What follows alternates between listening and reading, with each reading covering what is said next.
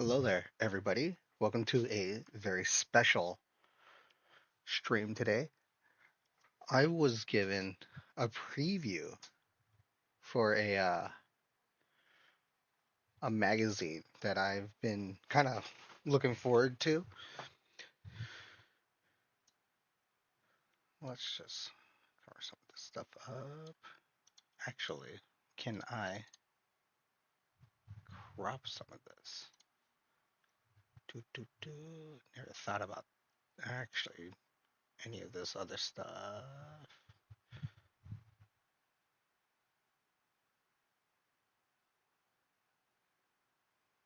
Do do do.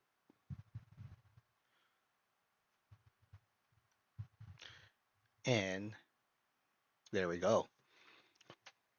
Okay, so let's kind of go over some of this stuff here. This is my first time opening. I did scroll one or two pages just to find the contents, and there was something I was actually interested in, looking forward to reading. But look how nice this art is. Apparently, there's been a lot less.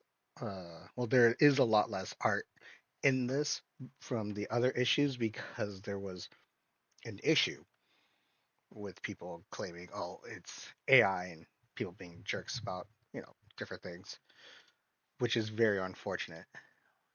But further ado, Tales from the Tavern by Elven Maid Inn.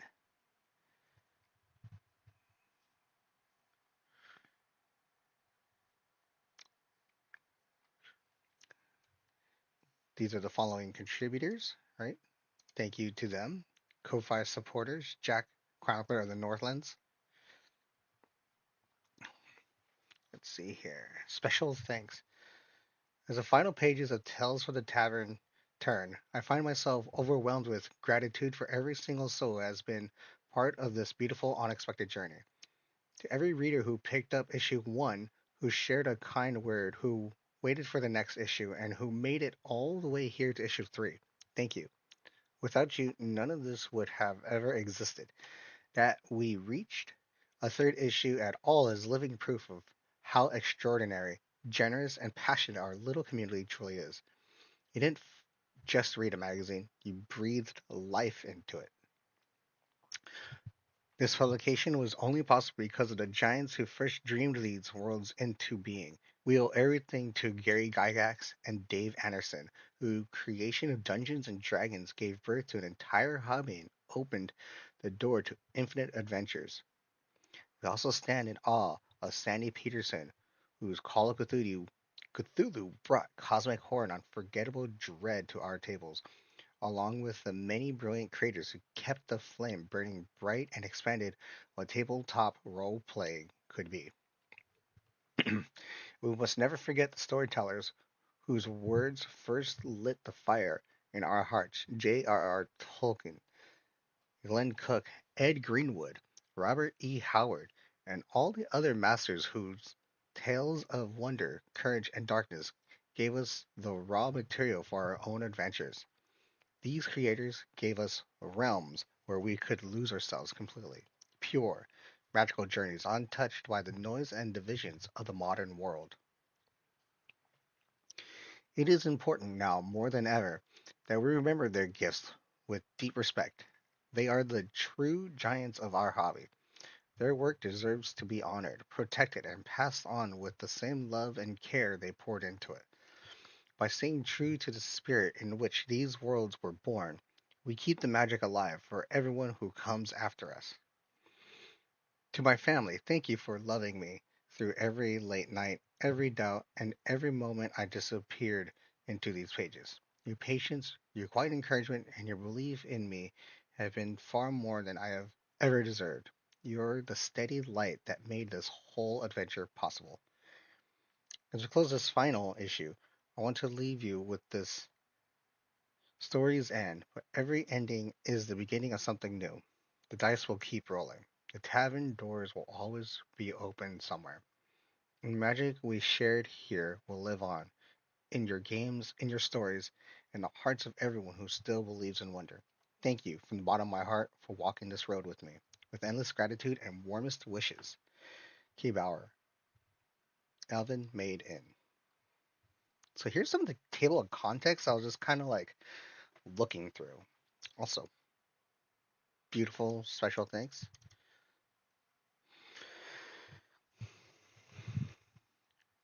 I can't, yeah. Is this interview right here with the Ed Greenwood? And if you are not familiar, if I remember right, Ed Greenwood is the creator of the Forgotten Realms, which is the uh, most popular realm in D&D. So if you've ever played Baldur's Gate, that's the place where that whole story takes place. And I saw that, I was like, oh man, I should stop. We should save that the rest of this for stream. But let's see what else we got.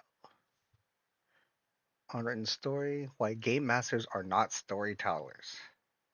Also, I think kind of want to look into that too, because people make the mistake of, well, you can tell, stories and this and that. Why don't you just write? It's like, dog, those are different.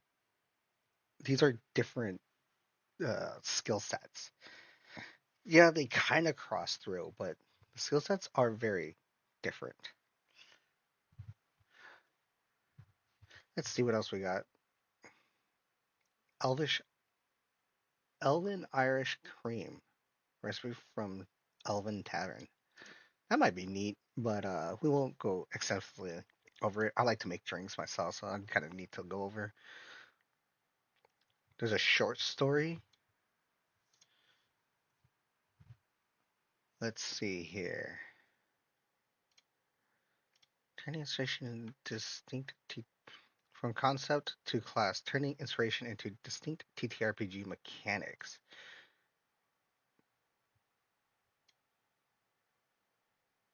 Always split the party. The golden apple crumble cake. Ooh, interesting.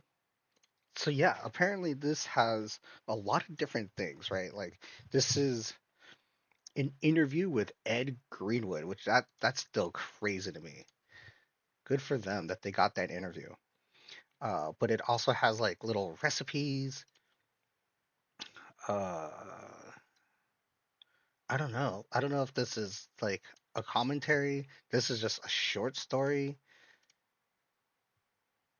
The Ellen Dewdrop recipe. So this is more recipes, more commentary. Interview with Sandy Peterson.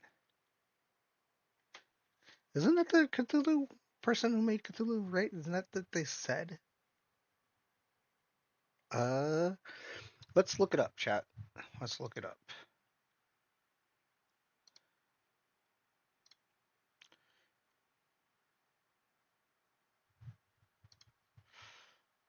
Let's see here. Sandy Peterson? Son? Where'd it go? Peterson. Peterson. Oh, it's not a girl. I'm an idiot. Rune Quest. No. Carl. Sandy Peterson is an American game designer. He worked at Chaosium, contributed to Rune Quest. Oh, neat. Feature actual horror role playing game. Yeah, that is the Call of Cthulhu. Apparently, it's a Call of Cthulhu guy. My bad. Misgendering this person. Let's see here. You know what? I had this set up. Why didn't I?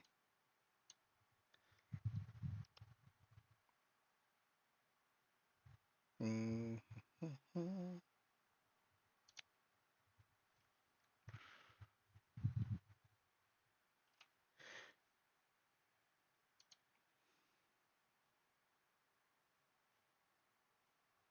Let's turn on some music here.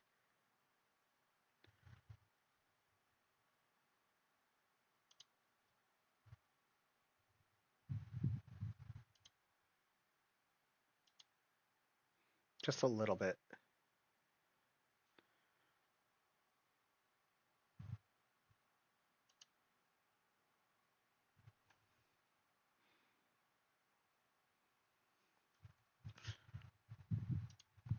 There we go. Maybe that's a little bit better. We won't. Maybe we should go over the crossword. Maybe we'll go through the crossword just a little bit here too.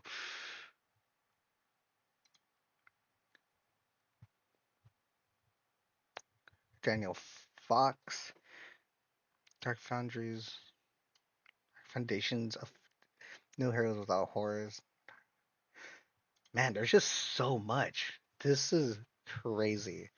And it just this is somebody that I follow on Twitter and they're like, "Oh yeah, I just made all of this." Like with a bunch of people. The Elven Maid Inn. Give them a follow on Twitter, please. Let me see here.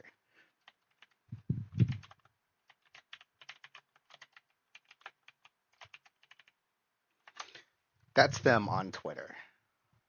Please give them a follow. And there's even more. This is huge. Fantasy sacred ground, keeping fantasy free from the modern chaos. Might want to go over this too a little bit because there is a problem. I just want to know what they say about that. Races of the Eternal Empire, Oriental races for castles and crusaders. Neat. Very neat.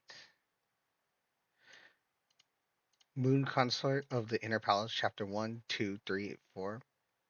And the answers. We're not going to look at the answers, are we, chat? We're not going to look at them. But let's start with the thing that I've been most excited about. Mr. Ed Greenwood.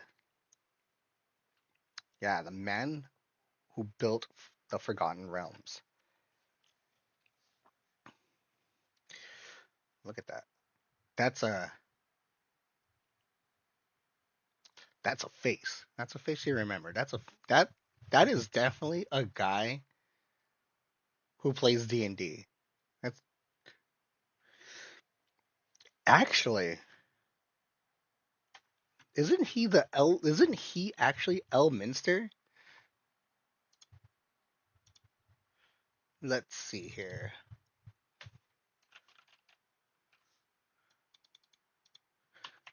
Ed Greenwood.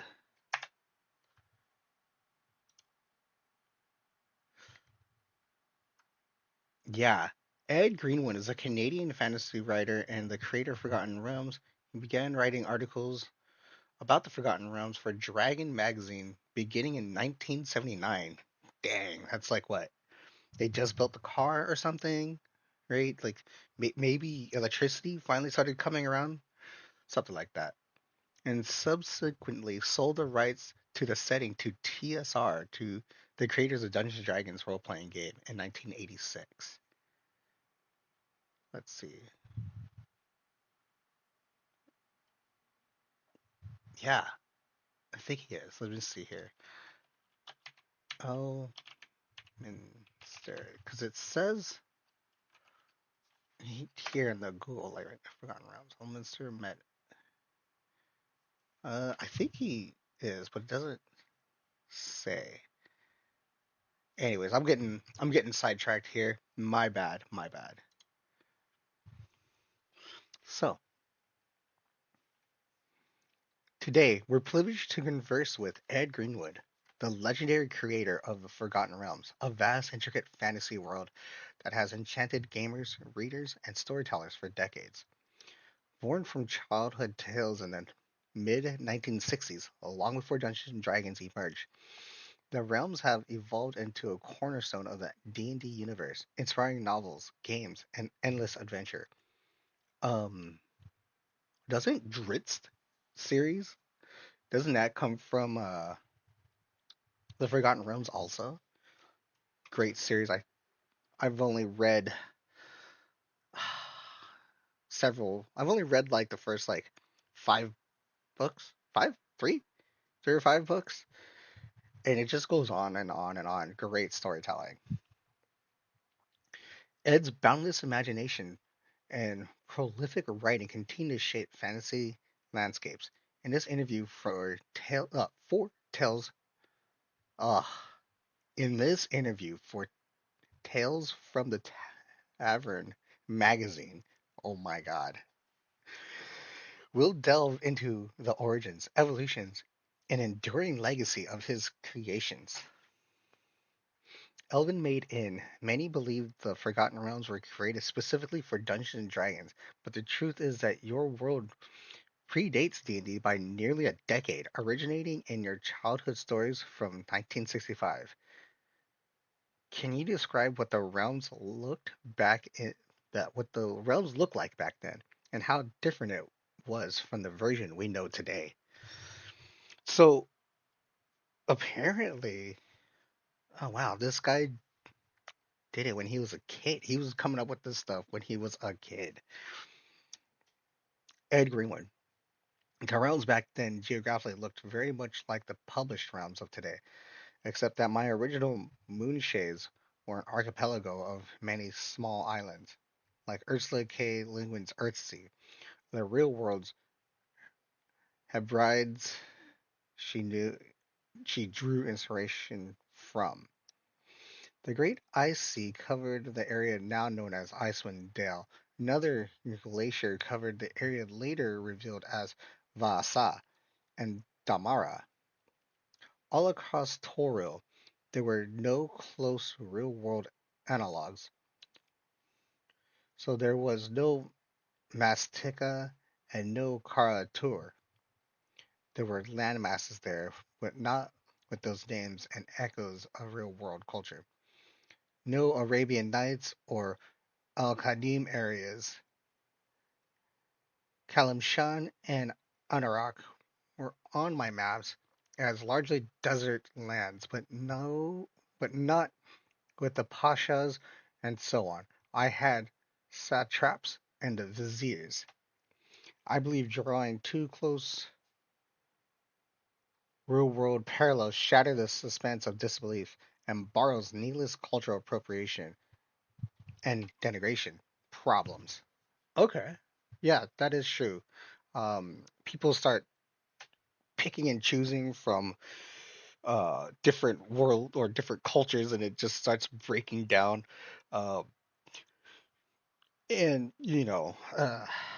it just starts becoming a caricature and something bad so a lot of the times. So try not to draw too much quote unquote inspiration when you are making your worlds and stuff because then people start doing all sorts of crazy stuff and then like nowadays it gets out, it's like, oh, they're cultural appropriation and becomes a whole woke thing. um so no, that makes sense. I mean, of course it makes sense. Ed Greenwood. Wait a minute, let me see here. Yeah. So, Elven Maid Inn. What inspired the initial spark for the Forgotten Realms as a setting for your stories? Were there particular books, myths, or personal experiences that shaped its early foundations? I was inspired by the fantasy and pulp tales in my father's den. My mother died when I was 6. Oh man, that's rough. And I craved escape into happier worlds. Those stories on my father's shelves grabbed me. From the Fritz Leiber Pfafferd and the Grey Mouser tales, I took the notion of telling episodic, self-contained adventures in the lives of a vagabond anti-heroes, with the world setting always there in the background and getting detailed in tiny additions within the tales I was writing. My original over-the-shoulder point of view main character in my stories, which I began writing as a 6-year-old. Oh my god. Was Mert the Moneylender, a fat, wheezing old trickster who was a combination of Falstaff, Shakespeare's Falstaff. The traitor Nicholas van Ringe, Ringe from Paul Anderson's oh, Polis, Polis, Polis, Polisotechnic League of Stories, and Guy Galpric's drunken Scottish freighter engineer Glenn Cannon from the long-running series in the magazines of the day. Whew, those are some words. Actually, I think these might be um what you call it, misspelling, truthfully. So this is definitely just like a beta, right? The final might not be, well, the final isn't out yet, so it happens. We call it a rough draft. It's definitely not a rough draft, but still still some editing to be done, I think.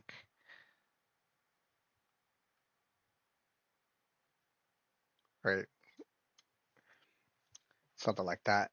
But I digress. EMI, Elven Maid Inn. Key locations like Cormyr, Evermeet, and Waterdeep have become iconic in the realms.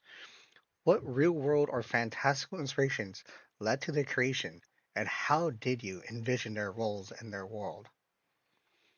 Cormyr was my vision of what a kingdom would be like if King Arthur, with his Knights of the Round Table, had gotten the chance to rule a kingdom for generations, but kept in line by powerful wizards on the side of law and order, if not always on the side of good.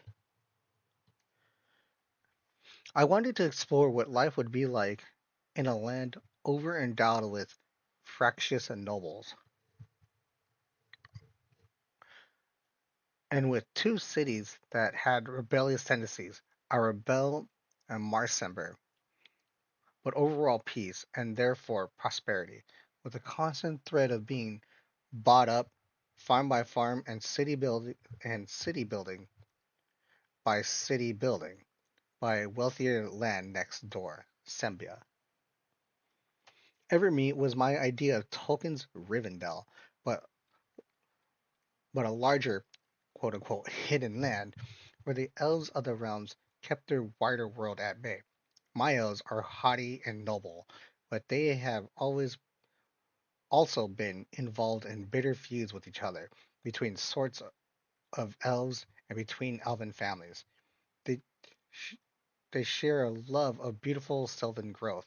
So Evermeet is a leafy green paradise. Let me double check something. Okay.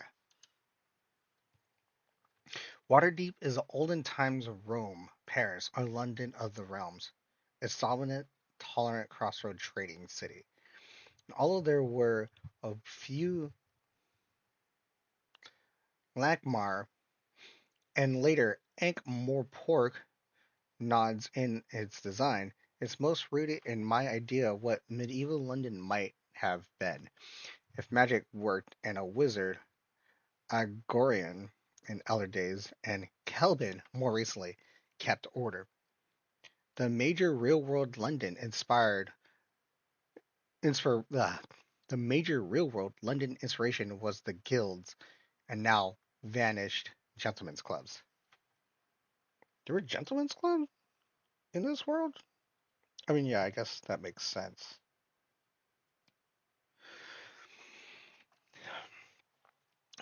EMI. How did TSR first approach you about acquiring the Forgotten Realms for D&D? And what were your initial thoughts in sharing your personal creation with a larger audience? Looking back, do you have any regrets about giving away your world? Jeff Grubb, a senior at staff designer who read every issue of The Dragon, as Dragon Magazine was then known, had drafted an internal white paper proposing a unified game world for the second edition of D&D that wasn't Greyhawk, Gary Gygax's world, and wasn't Kryn, a world built around one big epic story. His reward for championing this idea was to find a candidate world.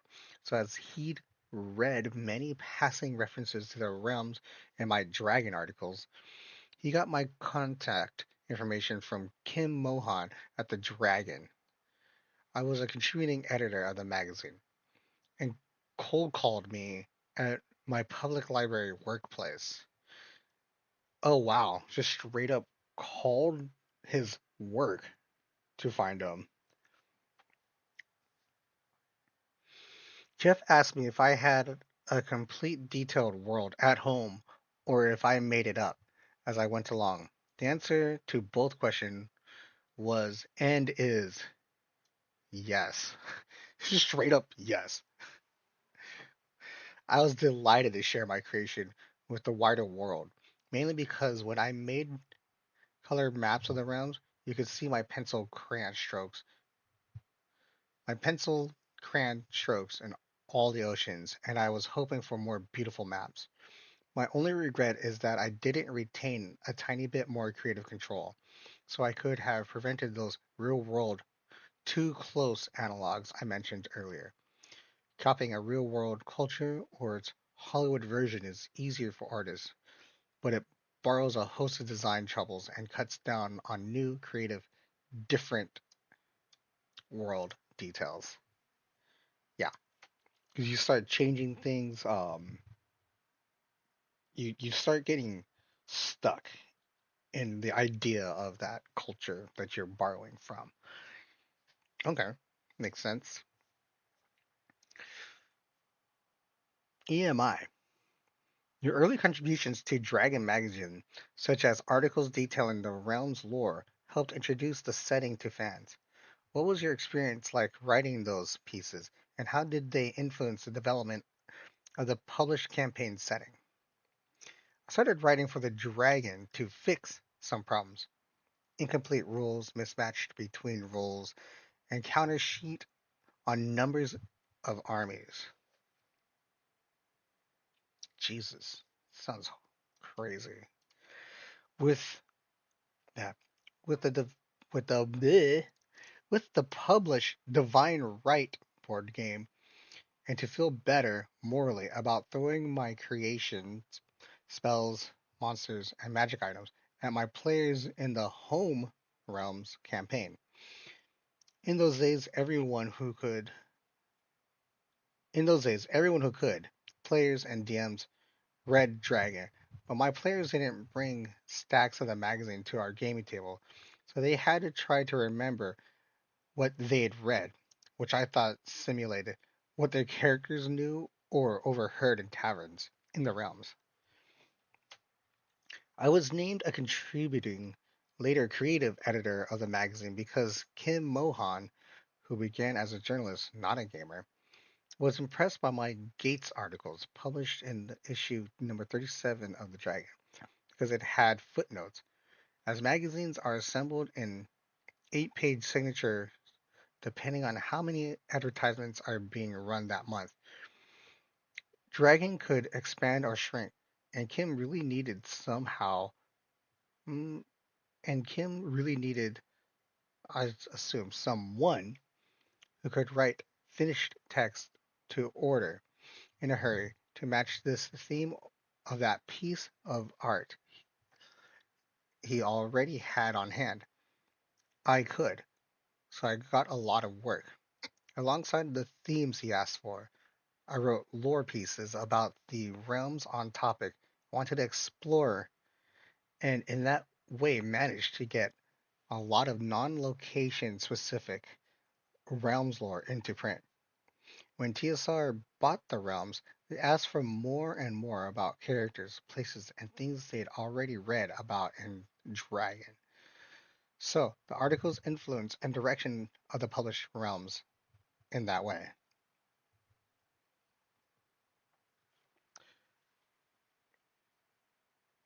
Okay, it's kind of neat. Uh-oh.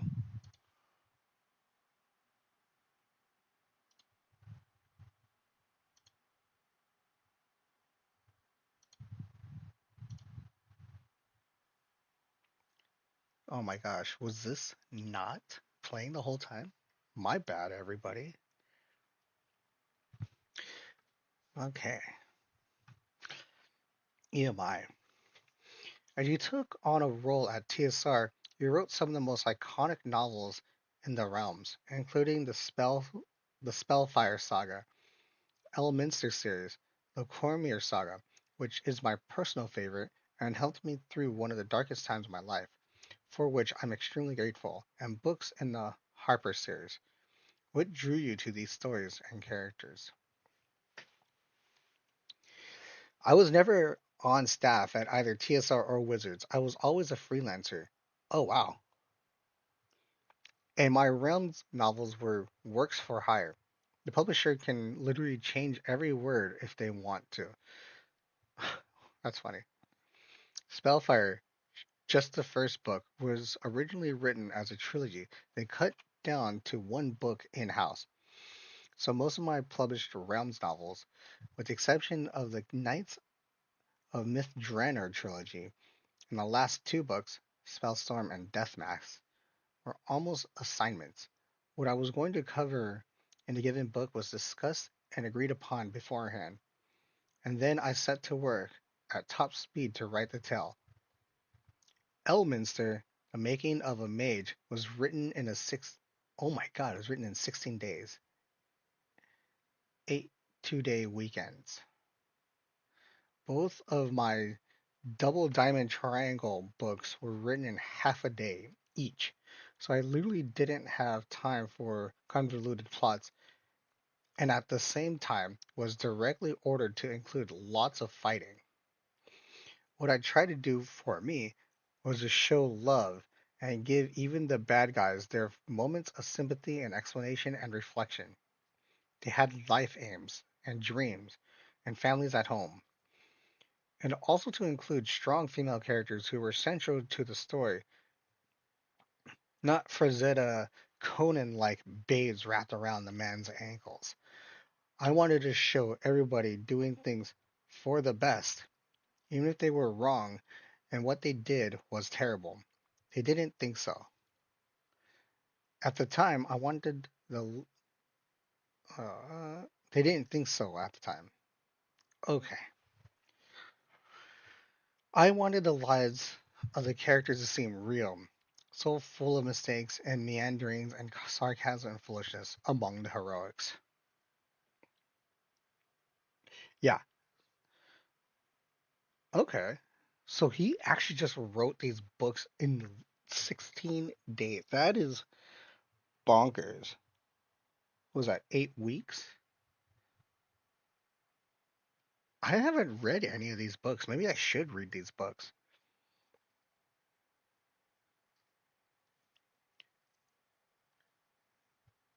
16 days, 8 2-day weekends. So he, what was he like working and then wrote these on his spare time? Some of the like most inspirational stories. What a Chad. EMI. During your time writing for TSR, how much did their vision for the Forgotten Realms differ from your original concepts? Were there elements you had to adapt or compromise on to fit the company's direction? Ed Greenwood. TSR controlled the published realms, not me. So when something was put into print and not presented as the views or words of an unreliable narrator, I always kept Elminster or Volo as my mouthpieces, reminding the reader that what they read might be wrong, so a DM could change things without arguments around the gaming table. It was canon from that instant on. Let me see here. What did I just read?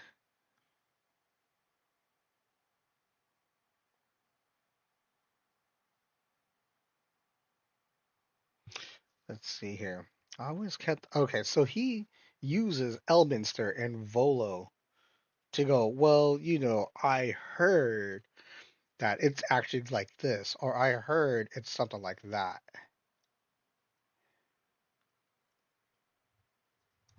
which is actually probably what it most likely is. Interesting. Oh wow. So the goofiness from Volo might actually be canon, more canon than what is that's because it's coming from Ed Greenwood as like a mouthpiece. Okay.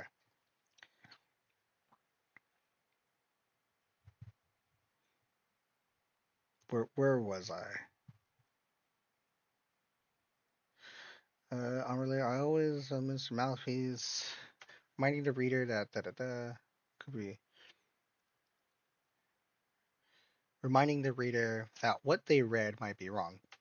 So a DM could change things without argument around the gaming table. Let's see. It was canon from that instant on. Whatever was published, I shifted to accept as what was reality, on the ground in the realms. When they embraced real world cultures or Hollywood versions, I didn't contradict them, but I leapt in to write little details of the world that were different than real world history, to make the realms different from our Earth in tiny ways. I would never have put the Dalai Lama into the realms. Oh my God, that's right. Or given it Mongol Ahem Tuigan horde.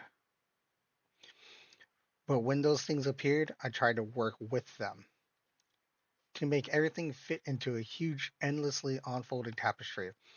I still work on the realms every day of my life, creating new details, large and small, trying to leave the lore creations by others into big coherent pieces. In hold on. And trying to leave the lore created by others into a big coherent piece. So I've always had to adapt and compromise, but by staying involved in the realms behind the scenes and out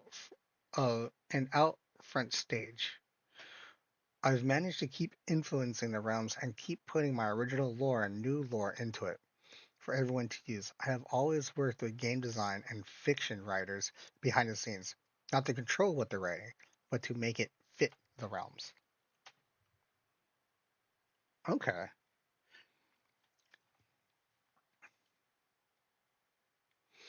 TSR expanded Faerun into a large world of Toro by merging it with regions like Karatur, Sakhara, and Mastika. How much input did you provide in this transformation?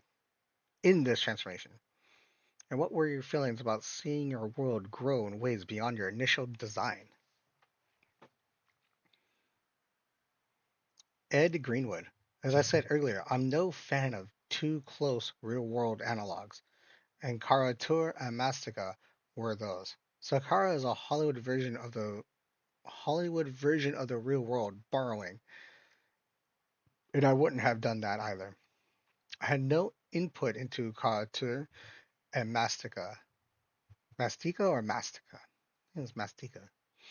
At all until after the fact, and worked with Jeff Grubb on Al Qadim by deciding what spells I'd devised for my Anarach Realms product, which had been forced into real proximity by what Troy Danning had already written in his Harper's novel, The Parched Sea, could go into Qadim and into Al Qadim. Let's see here. Anarch Realms product could go on. Let's see. Okay. I have nothing at all against my world growing beyond the original design, though I have most of Lyricon, aka Returned Abir, and other contents lightly designed in outline, and some elements of round space too, as I was the first freelancer to work with Jeff on Spelljammer. Oh, neat. It's only the too close to real world stuff I object to, because it robs us of creative new setting lore and can offend some real world folks needlessly. Facts.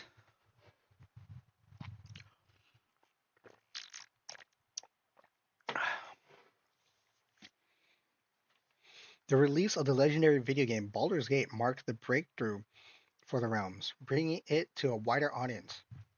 How did you view its impact then?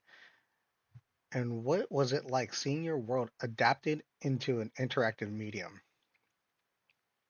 I currently have a lot of fun playing in live stage shows and filmed live plays with some of the Boulder Gates 3 voice actors. Oh, that's cool. Good for them. They were able to play with Ed Greenwood. I wonder if I can find any of these on YouTube. Maybe that's something we could do. Kind of like go over, just react, watch some of those videos. I wonder if that's legal. I'll think about it. I did some minor design work on the first two Baldur's Gate game, creating the title books character, creating the titles of books characters can come across in libraries. Oh, okay. For instance, in the real world, I've always worked in public libraries for over 50 years now. And I'm going to assume that you're asking here about Baldur's Gate 3, which I am overjoyed about. In past computer games, when your character met someone, it was either to kill them or take their stuff, or to negotiate or quiz them to get information you needed to progress in the game. BG3 gives you so much more. You can romance characters, become their friends, choose an adventure with them or not, shift your uh, allegiances as the game advances, and so on. This entire dimension of getting along with other beings in the world as opposed to just using or eliminating them was added. And as with only few rare details, Volo and Elminster should not be killable, as they are both weave anchors whom Mr. and Azuth should step in to rescue. And Gale should not be able to progress as far as he can without Mistra's blessing. I recognize my realms in the game. They got it right, so I can really enjoy the game. I live in a rural area with slow internet that often just dies for long periods, so I can't even run the game on my computer. But I am currently doing a streamed playthrough with my friend and tech guru Ivan. So he plays as I comment and advise. So I get to hang out and play with someone, not alone. Even better. Look at this dude. He's just he is a D&D player. He is a D&D maker. What a Chad. EMI, was Baldur's Gate ultimately a blessing or a curse for the Forgotten Realms? On one hand, it skyrocketed its popularity and arguably made it a staple of D&D, but on the other, it seemed to shrink the focus of the Sword Coast, with places like Cormyr, Evermeet, and even Waterdeep fading from prominence, while regions like Neverwinter, Icewind Dale, and the Underdark dominated perceptions. The Sword Coast focus was a Wizards of the Coast Hasbro decision before BG3 was ever released, because the rest of the realms is easier for a third-party license to use if there's no current canon detail they have to match. I agree that this focus is a bad thing because we all deserve all realms, because we all deserve all of the realms, not just one corner of it. But the Boulder Gate 3 game is not to blame. I mean, it's called Baldur's Gate, so you know it needs to focus on. Well, it needs to get to that. No, ew, bot, gross. Oh well, at least they count towards the you know chatting. It is what it is. EMI. In recent years, there's been a push to portray Drow as not inherently evil, with more emphasis on good aligned Drow societies. How do you see this trend affecting the lore, and could it diminish the impact of characters like Drizzt, whose arc is built on overcoming his origins and the world's prejudices, similar to figures like Hellboy, who triumphed over their evil heritage? Oh, I think the shift offers a fascinating "you are there as the world changes before your eyes" moment. When crafting the first Drow the Underdark game book, titles seem to have a habit of getting reused. I was asked to create a good drow deity and came up with Elestre. And from the moment I did, a lot of gamers seemed very interested in her. Change is one constant in the real world, and fictitious worlds change and seem more real. I think that's proving to be the case with the realms. Undeniably, Dritz has more impact when he stood alone against most of his race, and therefore stood out in contrast. But we're seeing tales of his descendants now. A world moves on. In 1990, he wrote a book introducing the drow goddess Elistray. What was the initial idea behind her creation? Was she always intended to be a good aligned deity? And how would you compare her personality and role to that of her mother, Lolth? Elistray, not the name of the specifics of her as female and as the Dark Dancer, not the name or the specifics, okay, was an editorial assignment. Create a good drow deity for good drow to follow, and make that deity have impact worshippers in the realms above, the surface world, not just the realms below, the Underdark. She was always intended to be good aligned and her very existence helps. In design terms, how Lolth can be so evil and so powerful and yet fail to achieve much of anything or get anywhere except in Drow cities she already dominates. If Lolth can thwart Corellon and the other elven deities, why isn't she already ruling the world, or at least the Underdark and or the elven world? The existence of Varon and Alistray helps explain that, and more importantly, increases possibilities for play at your gaming table and many others. It's a time of chaos and conflict. The actions of your player characters may very much matter, and that, as designers, is what we're always trying to do. During TSR's financial difficulties in the 1990s, he offered to continue writing Forgotten Realms books for free to help keep the line alive.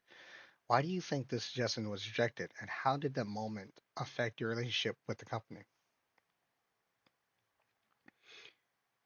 I have no idea as to why it was rejected. Possibly because someone saw it as losing control over me or the books I produced. But that's sheer speculation on my part. As TSI began to run down communications, except on a personal level, between me and close friends at the company I'd been working with, faded away. So communications started to fade away.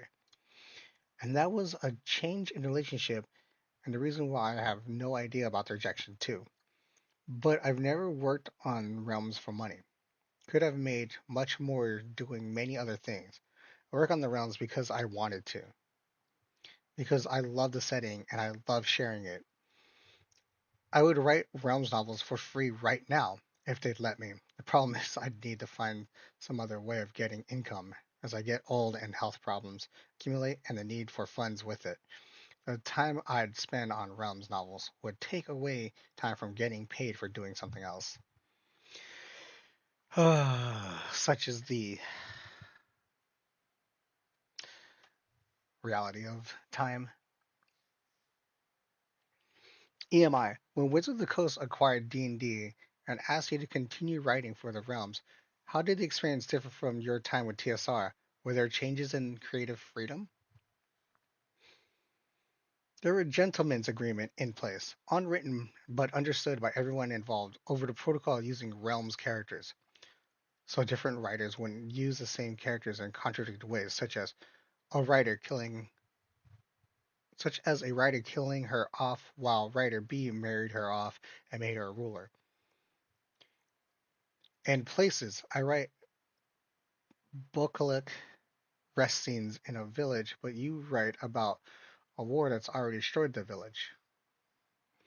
It simply vanished overnight because the new folks didn't know about them. Then there were the 100-year 4E time jump and the spell plague, which harmed the very strength of the setting. the rich tapestry without interruptions, and a cast of NPCs we'd built up that suddenly died of old age overnight without their tales getting told. Ooh, that's right. Fourth edition was crazy. Other than that, there were summits over major series and changes, such as the Sundering, which were golden moments of getting together and talking plot elements face to face. That I'll always cherish. Your last published novel in the realms was Death Mask in 2016. Will we see more books set in Faerun from your future, or are there any ongoing projects you'd like to hint at? I'm working on a collaboration with Reese York and others right now, entitled Souls for the Taking, and have in the past published a mere short story on DM's Guild, All Things Through the Bright Flames.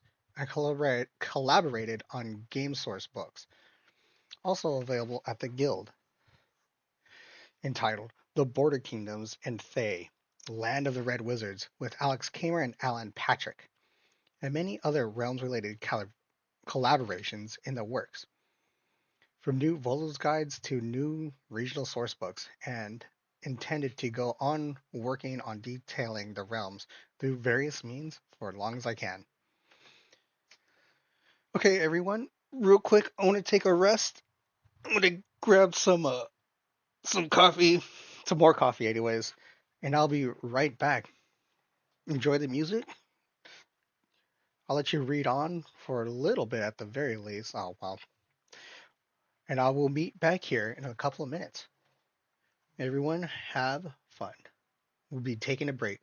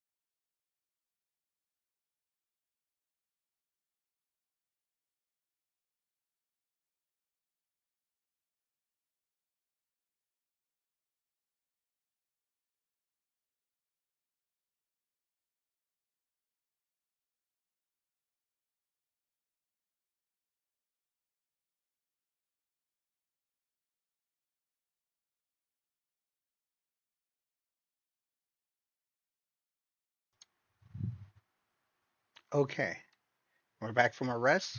Hope everyone got up, stretched out.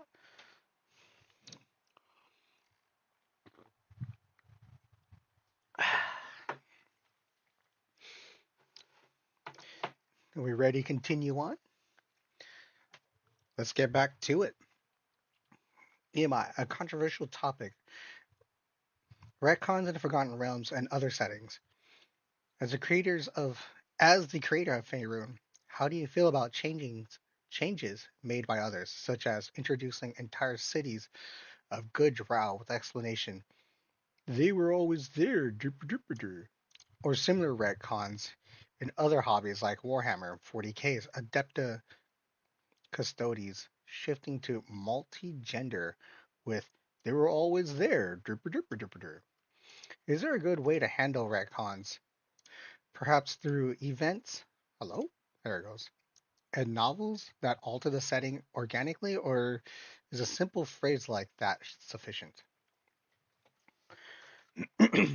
Unless new territory is being explored, are a magical or other barrier or deception removed to reveal things in a new light, the was always there is never a good design way to introduce or explain anything. And unless there are valid lack of time or world count or legal rights reasons for explanations, it's always lazy design to do so. Give fans, gamers, readers an in-world reason or presentation for the retcon, even if it's something as clumsy as when the moons come into conjunction, this entire species changes, or some BS, right? No, that makes sense. Like, don't just, it's always been there, guys. You guys just suck and are dumb. Much better is to, as with the drow shift mentioned before, show the change happening or the revelation of why. What we thought we knew up until now was wrong.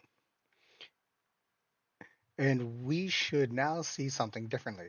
Change is never easy or accepted by everyone, but not but to not make that effort is, to me, just lazy design and disrespect for the audience and the creation you're working on. That is so true.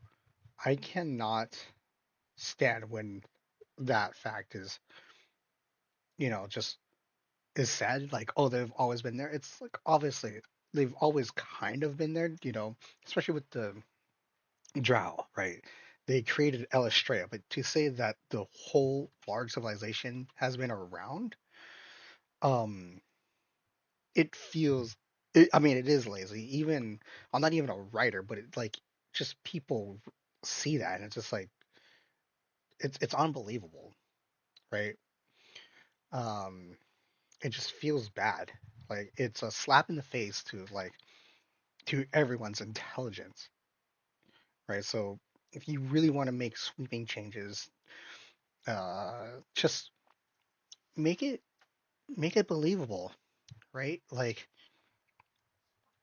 for the drow, for instance, something you could do or something that you can say was like, well, more and more drow have started following Elistrea, and they're all kind of given paths towards each other and towards this new civilization that they started and they started to create. A village turned into a town, turned into a city. That's the whole thing. Like that would have been, oh man, that would have been a cool idea to kind of like look into. Man, what missed opportunity. What a hugely missed opportunity. And like the challenge, oh man, this story is just writing itself, right? Like like the challenges that place could have against like the inherent racism, right? That they would have inflicted upon them, right? And then their struggle to, let's say, keep themselves from turning into like this weird haven of like, seedy people because like, oh, this is where the downtrodden and stricken, socially stricken go to. And they're like, no, we're not being bad people here. That would be, oh man, what a miss to do that instead of just saying, oh, they're all here. There could have been so much exploration of that idea. Ah, what a man, it just feels bad, right? It's just such a missed opportunity. But let's move forward. Maybe we could kind of like want to. No, maybe not. It's too big. There we go. Close enough. We filled. We'll fill upwards. EMI. If you can go back in time and change any elements of the world you created, what would be the first thing you'd alter and why? Not having the world mirror edition changes in the game. What? Not have the world mirror edition changes in the game. That must be an error right there. I'm not exactly sure what was trying to be said. So, no time of troubles. Avoid having any gods on stage in person, as opposed to speaking in dreams or showing manifestations, and cut back drastically on realms shattering events like the spell plague. Eradicate big change events first.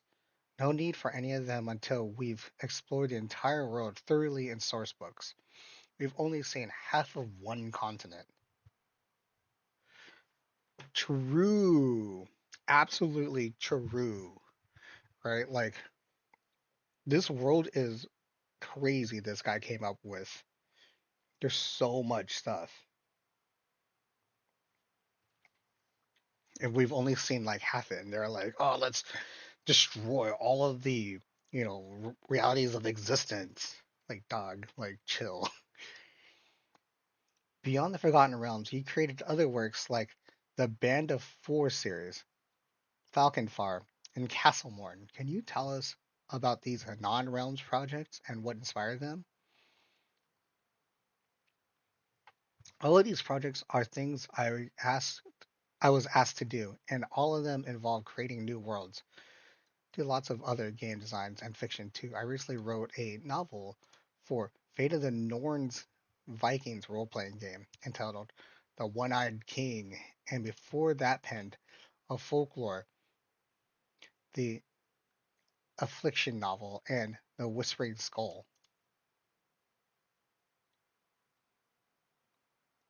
And pen of folklore. Interesting. The Band of Four briefly explores a corner of Aglirta, the various baronies along a river.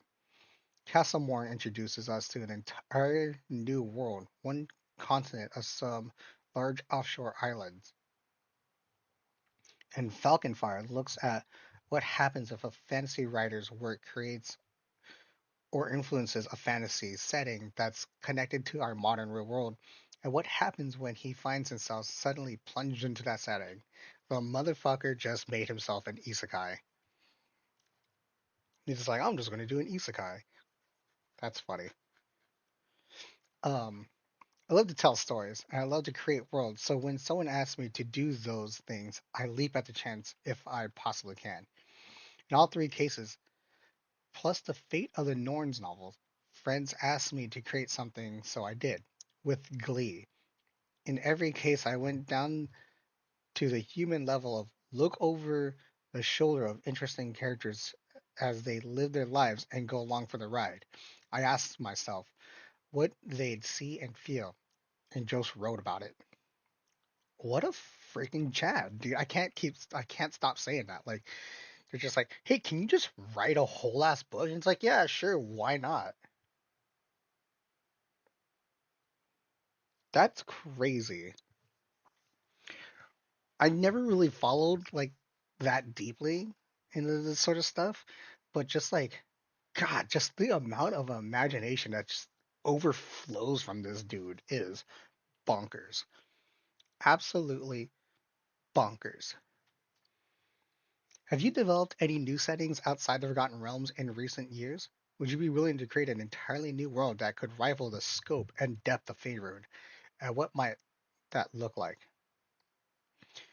Non disclosure agreements prevent me from speaking freely about some settings I've created, developed, or am at work on. The short answer to both of your question here is yes.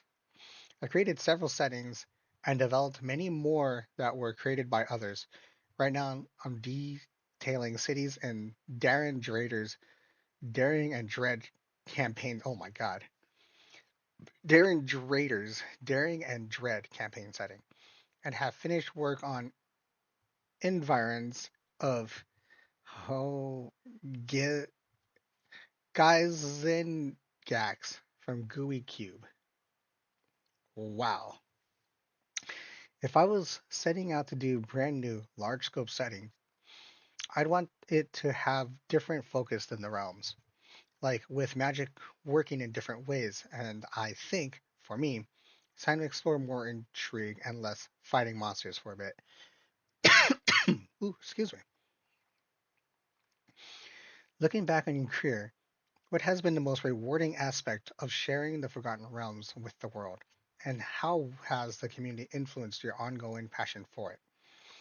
The most rewarding aspect of sharing the realms with the world has been making friends among writers, gamers, artists, and other creative folks all over the world, and being invited to conventions to see a lot of the world too.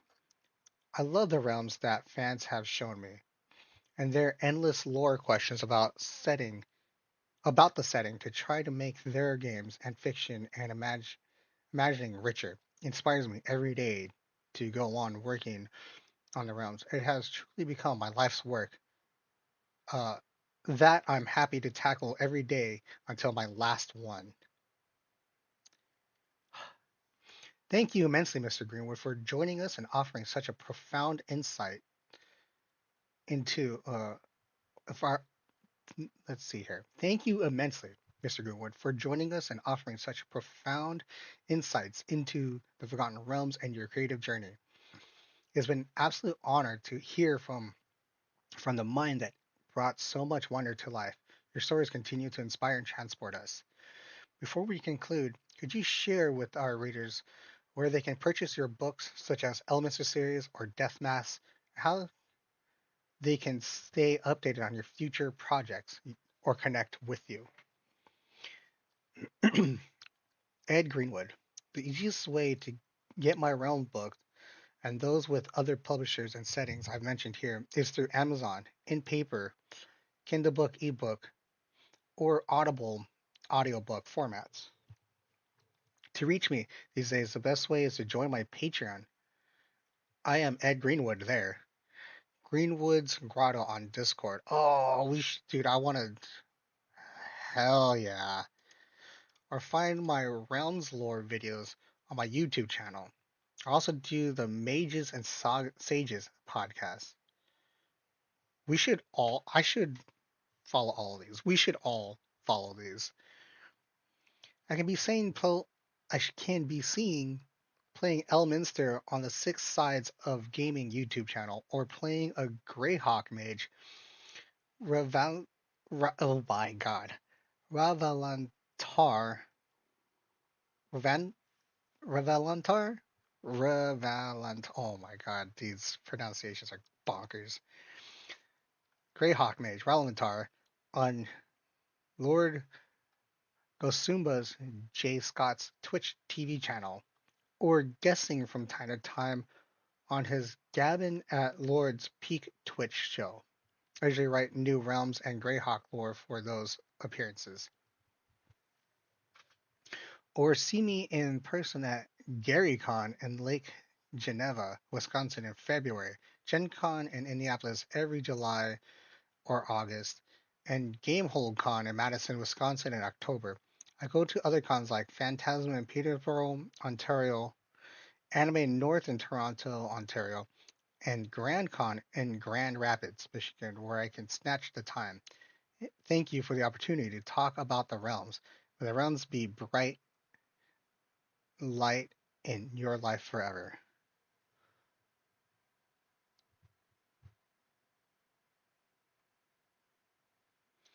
The moon, consort of inner peace.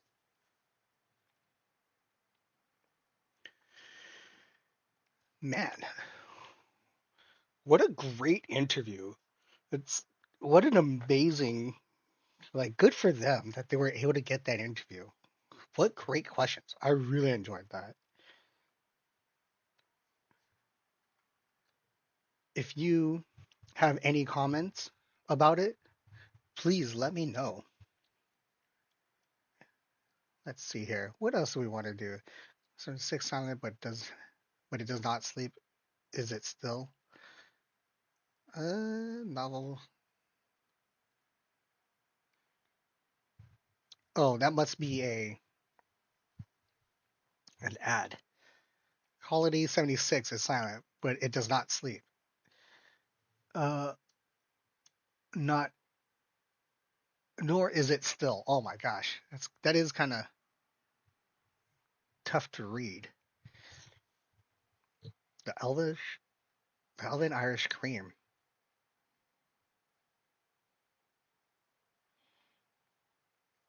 I have walked many roads, but none quite like these. The mist here clings to the skin like cool silk, and the grass beneath my boots smells of sweet cream and wild honey. I came upon a small stone cottage nestled between two hills, its windows glowing with soft golden light. Gentle, luminous keen grazed in the meadows around it. The women who lives here call themselves the women who live here call themselves the milk maidens of the golden keen. They welcomed me without question. Over simple supper they spoke little, but their eyes held ancient knowing. It was the eldest among them, Grandmother Willowbow, who finally spoke to me alone by the hearth. She told me of the sacred milk of their herds and the golden toffee gems they craft from it. Then she leaned close and said, Child of the trees, when the road grows long and your heart grows cold, remember this. Take the gems and melt them slowly into the thickest cream you can find. Let the mixture cool until it no longer steams. Then add the clear spirit of the mountain springs, enough to warm the blood, but not to burn the tongue. Bottle it, let it rest in the cold. It will taste of home, even when you are far from it. She gave me no written recipe, only these words, a small pouch of the gems to carry with me. Back at the Elven Maid Inn, I set to work at once. I chopped the crowing toffee gems and warmed 500 milliliters of the richest double cream over the lowest flame. I stirred until the gems surrounded. I'm sorry. I stirred until the gems surrendered and the cream turned into a smooth golden sauce. Then,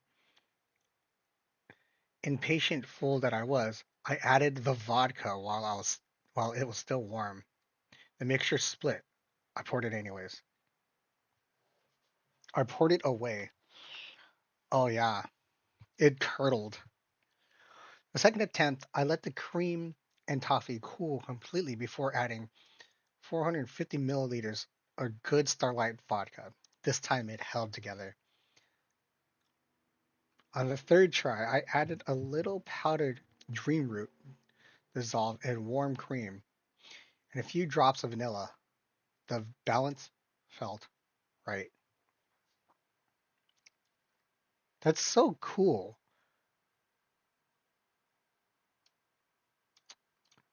how they put a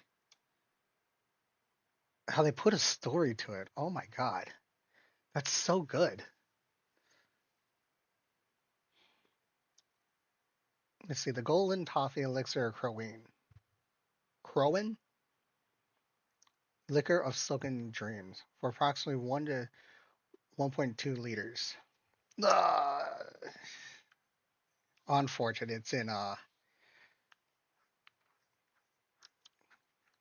It's in metric. Let's see here. 350 to 400 Grams? Crowing toffee gems. Polish quick milk fudge candies chopped small. I'd have to look what that is. Okay, so you're gonna need toffee, uh, 500 milliliters velvet double cream or heavy cream. So you'd probably need like heavy whipping cream out here for the States, 36% fat or higher. Jesus. 450 to 500 mils Starlight vodka. So it's a so we need like a neutral. Optional for deeper harmony. 1 to 2 teaspoons powdered dream root, instant coffee, dissolved into a splash of warm cream.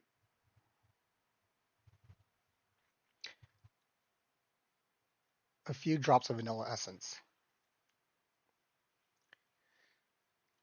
Let's see here.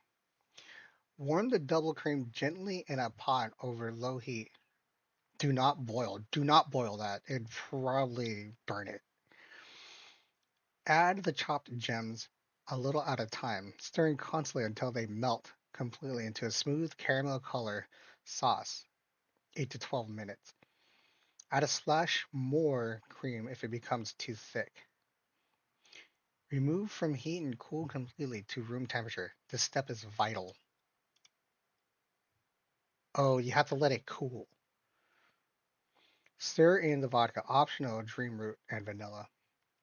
Whisk well until smooth. Pour into clean bottles. Seal and rest in the cold cellar or icebox for at least one full day. Okay. We serve it well chilled in small goblets by the fire, or stirred into hot morning coffee for travelers who need courage for the road. A plate of extra Croatian toffee gems beside it is traditional. Note on keeping. This elixir must live in the cold. Shake before pouring. It keeps well for perhaps a fortnight. I have learned not to make more than we can drink in that time. Note on replacements for the gems. Added later after speaking with trader from Southern Realms. The true Crowan toffee gems cannot be found. A thick golden caramel made from slow cooked milk works almost as well. Grandmother Willowbow once hinted at this herself. A thick golden caramel made from slow cooked. Okay. Best replacement for Polish kroki.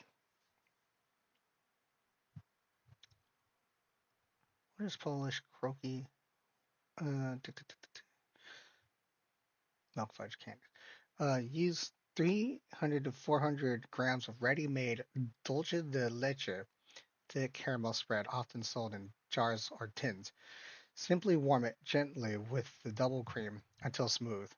Then continue exactly as written above.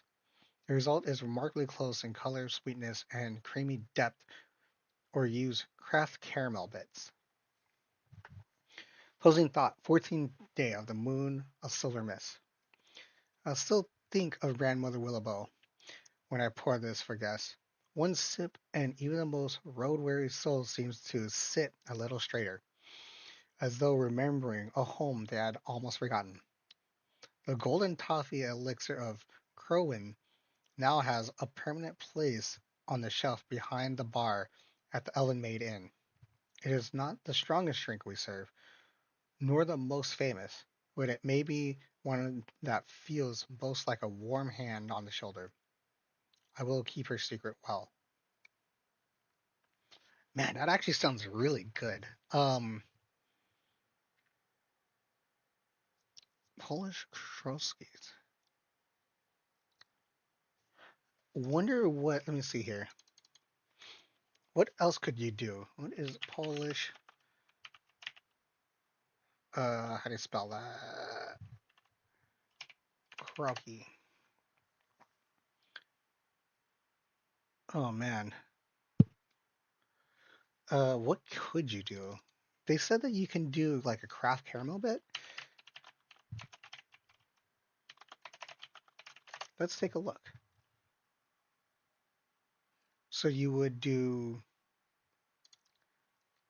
Oh, you'd have to melt them. Okay. Ready made. Don't just let you continue exactly as written. Let's see. Shoot, thick golden caramel made from slow cooked milk works also.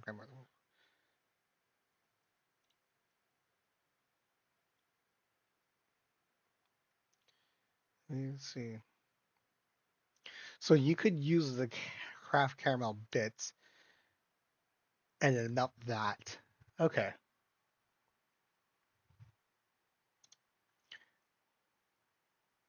Okay. Okay. Okay.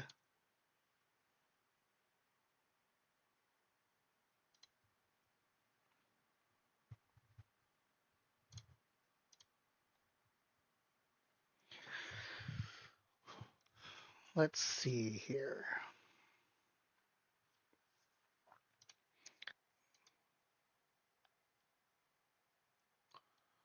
The unwritten story. Do we have time? We have. Oh man. Yeah, we have time to read this. It's only one page long. The unwritten story. Why game masters are not storytellers. In every tabletop role playing game, one figure stands at the corner of the experience: the game master. Whether called a dungeon master, castle keeper, or simply the GM. I prefer dungeon master. You are part of my dungeon, and I am the master of it.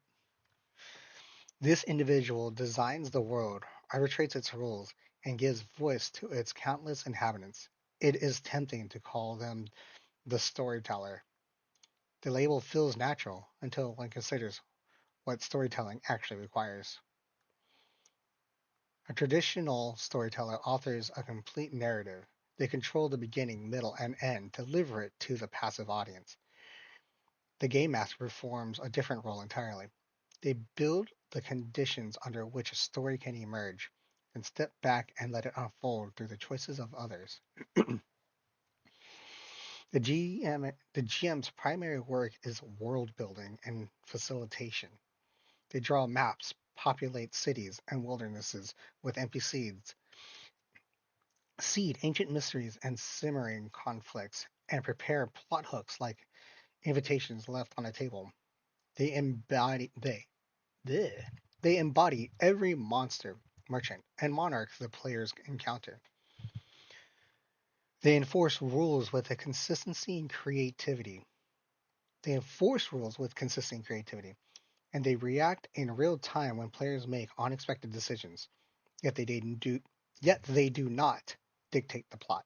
When players ignore a carefully placed hook, befriend the enemy, or wander into a side passage that leads nowhere important, the GM adapts the world around those choices rather than steering the group back into a predetermined path. This reactive stewardship is the heart of the role. The game master provides the stage, the lighting, and the supporting cast, but the protagonists write their own scenes. A single player's decision to parlay instead of fight, to spare a creature that was meant to be an obstacle, or to pursue a personal goal no one at the table anticipated, can redirect an entire campaign. The resulting narrative is emergent, shaped by every participant in the moment. No one, including the GM, can reliably predict its middle or its end. The distinction carries real consequences for how the hobby is played. When GMs view themselves primarily as storytellers, they risk prioritizing their own narrative vision over player agency. Most vibrant sessions often occur when the GM yields a measure of control and allows the table's collective creativity to surprise everyone, including themselves. In these moments, the GM becomes less an author and more a host, a referee, a fellow traveler, and the keeper of a living world large enough to contain stories no single person could have written alone. A tabletop role playing game is not a novel, a film, or even a video game with fixed branching paths. It is a shared act of imagination that belongs to everyone at the table. By relinquishing the title of storyteller, game masters can more fully embrace their actual power, the ability to build worlds rich and flexible enough for legends to arise that no one could have foreseen. So, yeah, I agree with this. Um, Storytelling also it took a different turn than how I was expecting it to be, but yeah, overall I agree with this. But you got to remember, as a player, you are also part of the story, um, and only a part, right? You are collaborating a story, so you're not like maybe you shouldn't try to derail a story, whereas you should try to help promote the story moving forward or blossoming the story, right?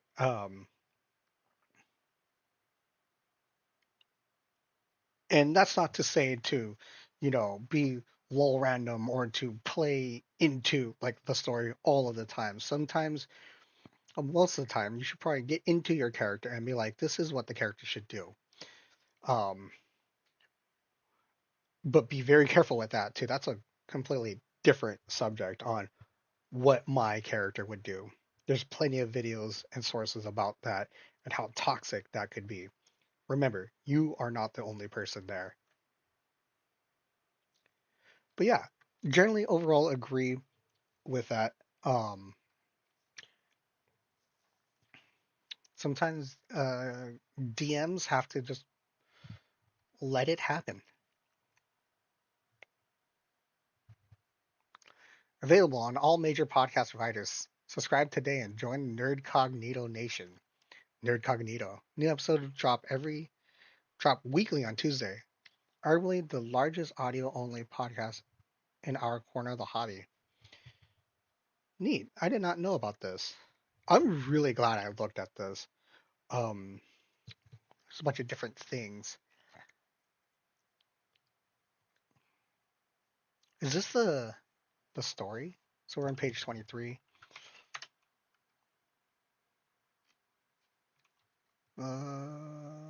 Interview with. That's a short story. Yeah, that's a. Might not have time to get to that. So, unfortunately, we'll continue forward.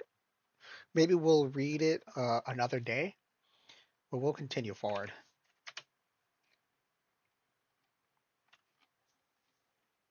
Maybe we'll get to some interviews.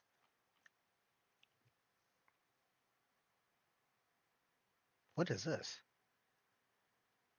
D&D Rules Cyclopedia, the definitive guide for every dungeon master.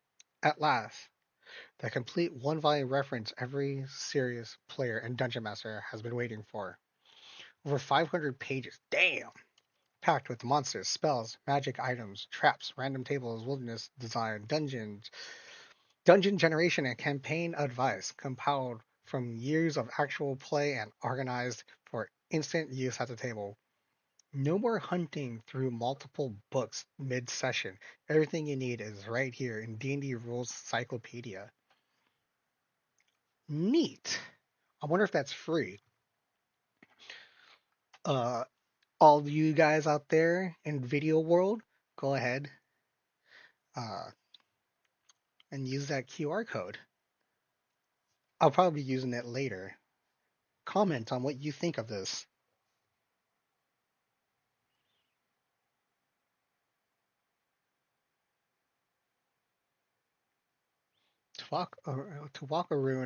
A road of ruin, Pulp Fiction adventure from A.G. Van Orden.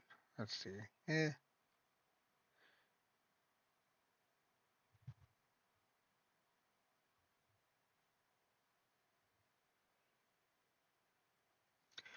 Let's look at this interview. Seems interesting.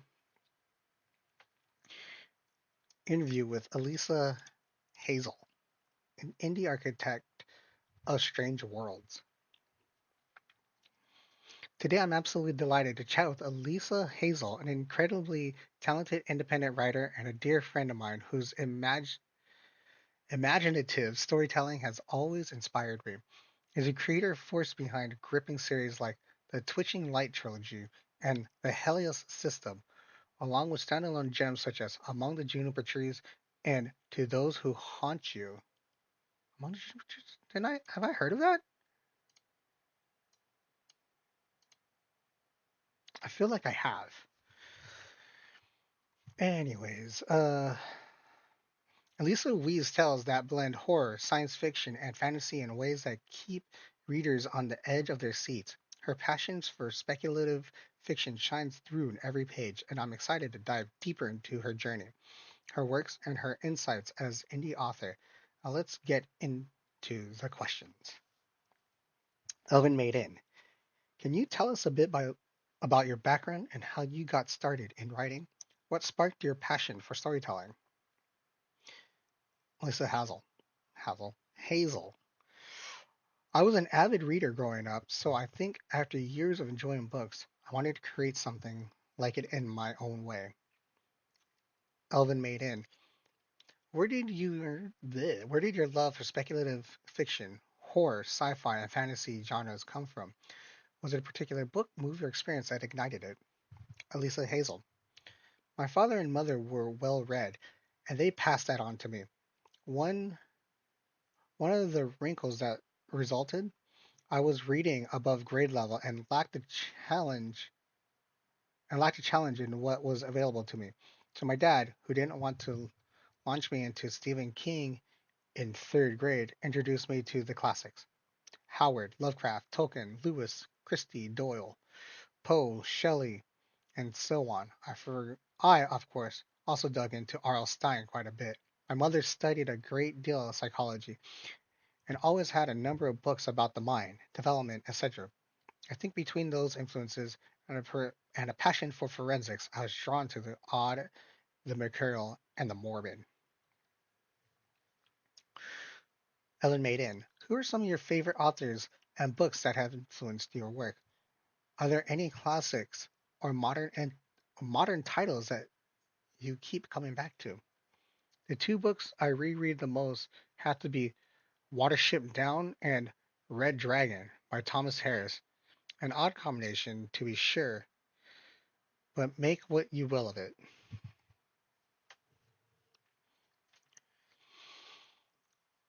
Elven Maid Inn, as an accomplished young author who has published multiple books, including full series by your mid 20s. Oh my God. How has your writing evolved? How has your writing evolved over the years? I say it's definitely improved. Insert laughter here. In all seriousness, I think the quality and quantity of work have been forced to improve with each book. You can be the greatest writer in the world, but if you don't start forcing yourself to sit down and get the work done, you won't have anything to show for it. And I am far from the greatest, at least right now. Consistent effort is slowly becoming my secret writing weapon as far as I'm concerned. What does a typical writing day look like for you? Do you have any rituals or habits that help you stay creative and productive? It's a bit chaotic at the moment. I still currently have side hustle. On the primary I'm the primary homemaker. We now have a rather energetic dog, pronounced dog. I'm expecting my first child in January of next year. Right now, it's do everything in the morning, eat lunch, then grind out as much writing as I can for around 3 hours until I have to make dinner. Then in the evenings, I write more. Same productive is a byproduct or self imposed deadlines. After all, when you're expecting a new kid in January and you want to put all your attention on them as much as possible, getting the bulk of the work done for your next book is critical, especially if you don't want the book out by February. If you want the book out by February. It's not a glamorous answer, but It be what it be. I will say, some of my best illustration arrives when I'm on a treadmill. I set the belt to 5.5 miles per hour and let my brain float while my legs feel like they're dying. Works every time. Ugh, that sounds horrible. Do people like? I can't believe people. Obviously, people do that, but I can't believe people do that. That's crazy. Elven Maid Inn. Have you ever played tabletop playing games like Dungeons and Dragons or others? If so, which ones are your favorites? Have I played? Yep. Castles and Crusades, D&D 5e, Savage World, Hero, Pathfinder, Hollow Earth Expeditions, the Star Wars RPG, Hyperbia, and more. I like to get back to Castle and Crusades or Hollow Earth, but I'm pretty much down for whatever is available. I currently live in a smaller town, so the options aren't super diverse, but I enjoy my home table. Oh, nice. Have you How do you view the current TTRPG scene? Do you see any parallels between TTRPG storytelling and the way you craft narratives in your books? To quote Sebastian from The Little Mermaid, Ariel, the human world, it's a mess. I will say that I will say there is a bit of improvement going on right now. I love that more and more indie projects are finally getting their time to shine. Honestly, I think closest parallel between systems and the way I write is that sci-fi series is fairly evocative of old school Traveler. Elven Maid Inn. Let's talk about the Twitchlight trilogy. What inspired this horror series, and what themes do you explore in it? It was partly a collection of stories I'd written over college, and partially my realization that I, at the time, was not a particularly reliable and good person. Jesus. I remember asking myself early on in the writing process, if I were a mom, would I be a good one? I can answer no.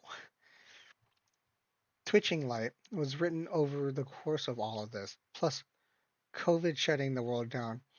And I'd like to think it carries themes of motherhood, depression, substance abuse, but also little wisps of hope things are going to get better.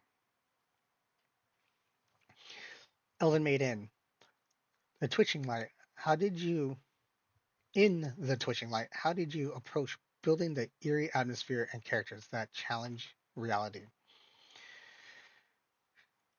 Just tracking onto the answer above. During the time I was writing the first three books, I was also going through a health scare. My body was fighting Lyme's disease and co-infection called Bartonella. We figured all of this out because I was about to check myself into the psych ward. Not to make my not to make light of a situation that was frankly terrible then, but it wasn't hard to lose myself in writing those morbid sort of things. I'm a lot better now and have scanned clear of and I have scanned clear of those infections. At the same time, it's easy to remember what it was like to not have full use of my mind. I still get dreams on occasion that aren't particularly nice. That being said, I sounded enough like a tortured artist. Dreadful, really. Next question. Elven Maiden. Moving to the Helios system series, starting with the third test, a science fiction thriller. What was the initial idea behind the sci-fi world? When I was 17, I traveled to China on a mission trip sponsored by my church. The goal was to teach English for a few weeks. I was one of the three Americans there at the time. I loved the experience. It wasn't without its hiccups. There was a sense of danger, especially when it was just us over there. And there was a sort of lonely isolation to the process. I wanted to tap into the feeling of travel, discovery, and isolation, and I figured science fiction was the best way to do it.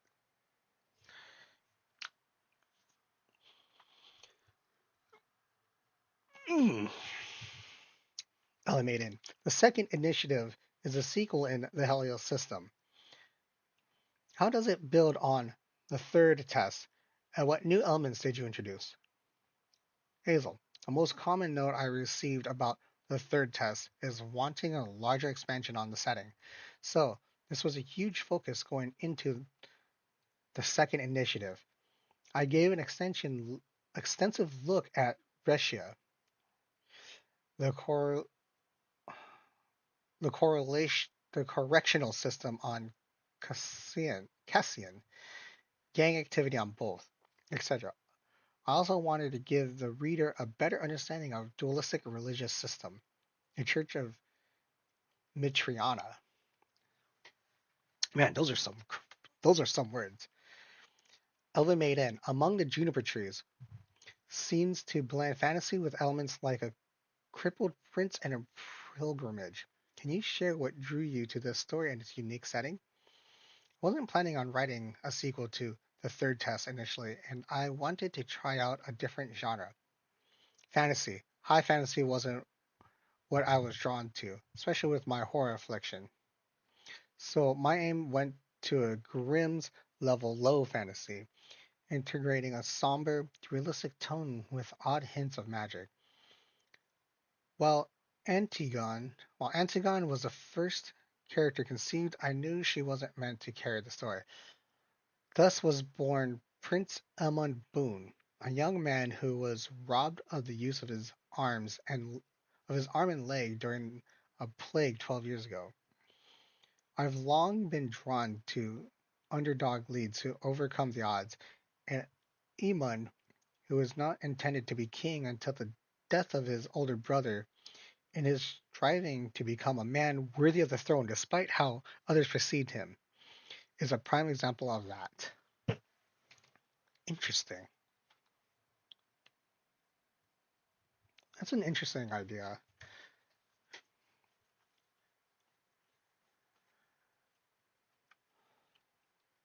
Yeah, just they came up with like a person. Let's see who was it? Yeah, the Antigone. They came up with Antigone, and then it was like, nah, she's not that good. Not good enough to carry a whole ass story.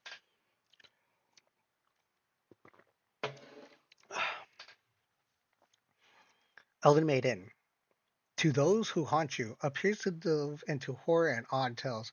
What makes this book stand out in your bibliography? And what was your favorite part to write? I wrote it entirely because of Correa, Correa, Correa, Larry Correa. I'm assuming it's Correa. Short version of the story. I was invited to be the feature horror guest at a convention a few years ago.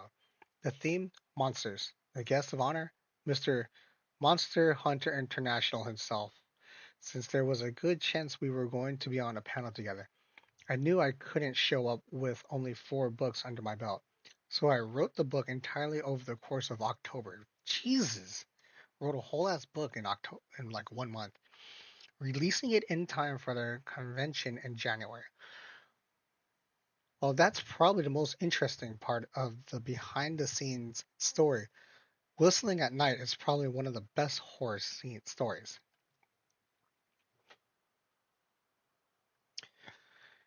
You've recently mentioned a new book. Can you give us a teaser about what readers can expect? This next book is a conclusion to Among the Juniper Trees story. There's going to be a bit of a hammer horror gothic strand to this new tale, and I'm excited for you all to read it. Elven Maid Inn. Many of your books are now available as audiobooks, like To Those Who Haunt You and The Third Test. How has the transition to audio formats affected your storytelling approach? In previous books, I did a lot of internal dialogue, which doesn't translate as well to an audiobook format. I've been more intentional about indicating when thoughts transition to spoken word and general prose. Prose?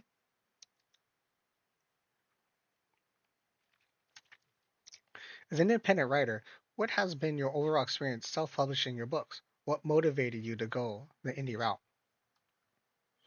Self-publishing is like running a small business. If anything goes wrong, it's your fault 99% of the time. I'm coping. I swear. Motivation wise, that could be an entire video essay. That being said, came down to creative control, royalty payments, and chances of success, and I figured I'd be better off with my writing future in my own hands. True.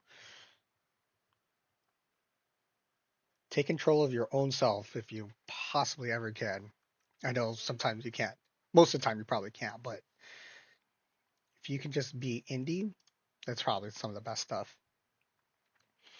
Elven Maid Inn. What are some of the biggest hurdles you've faced as an indie author, such as editing, marketing, or distribution challenges? Hazel. Marketing is like wrestling an octopus. You have a high likelihood of failure, but you can get the upper hand. Distribution is entirely through Amazon and Barnes and Noble at the moment, but I'm mostly content with this side of the operation. Editing has been an odd sort of struggle between pricing, not getting scammed, and finding someone who fits your working style. It's difficult to find a good help. It's difficult to find good help. Okay. Elven Maid Inn, how do you promote your books? Which strategies have worked best for you on social media platforms like Instagram, Facebook, TikTok, or Threads? Memes work great on X. TikTok is like the modern art of marketing. If you can figure it out, you can make bank. But the average person just doesn't get it. I'm still cracking the code on Meta, so I'll get back to you. Yeah, Meta feels more probably like the like normies, and normies are weird. You attended events or discussed your work at places like libraries. What tactics do you use at conventions, book signings, or in-person events to connect with readers? The greatest thing any author can do is stand up and make eye contact. Eye contact. It's gotten harder to do more. It's gotten harder to do the more pregnant I've grown. But getting off your phone and being ready to actively engage with potential readers works wonders. Elven Made in terms of building your audience, how important has your website, author elisahazel.com, been? What other online tools to communicate do you leverage? The website tend to be a little out of date, mostly because I do most of my updates through social media. It works best as a landing pad for people to learn more, almost like an extended business card, especially since more of my sales are through Amazon, not through the site itself. Oh, neat. Elven Made In. Looking ahead, what are your future plans as a writer? Are there more books in existing series or new genres you're excited to explore? I currently have three projects lined up. Beyond the Juniper Trees, ETA February, a collection for Horde Wars, approximately late 2026, and a finale to my sci-fi trilogy in 2027. After that, I think I'd like to return to horror. I'm always my most energized when I get to dip into the genre, and I think I'm due for another round of spooks. Elven Maid Inn. Finally, what advice would you give to aspiring writers, especially those considering the independent publishing path? Any any key lessons from your journey? Hazel. Start with short stories to build your confidence. Try to write 300 words a day, even if it feels like nonsense, and become weighted don't become weighed down by your own expectations. Most authors don't start gaining traction until book 10, which will happen for me, which will happen for me after nearly 10 years of publishing. Enjoy the journey, sniff some roses, make friends, and write what energizes you. Ellen Made In. Thank you so much, Elisa, for taking the time to join us and share your incredible journey as a writer. Your enthusiasm for crafting worlds full of mystery, thrills, and wonder is truly contagious, and it's been a joy hearing about your experiences and future plans.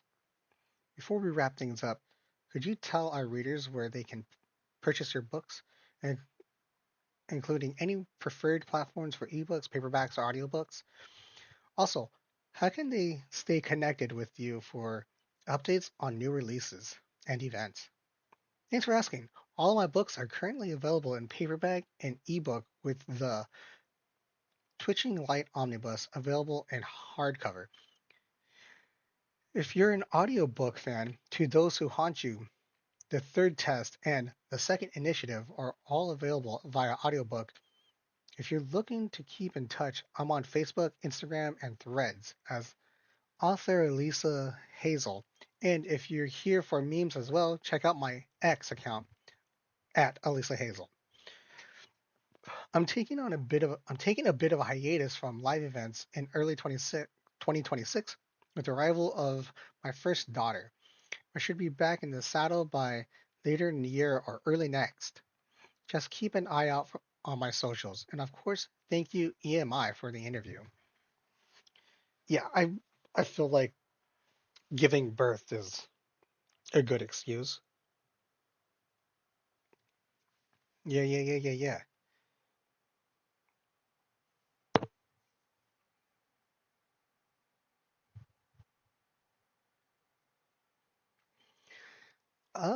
This looks like a simple recipe. During one of my journeys through the Whispering Groves, I was welcomed to a spring blossom fest by the Elven Kin.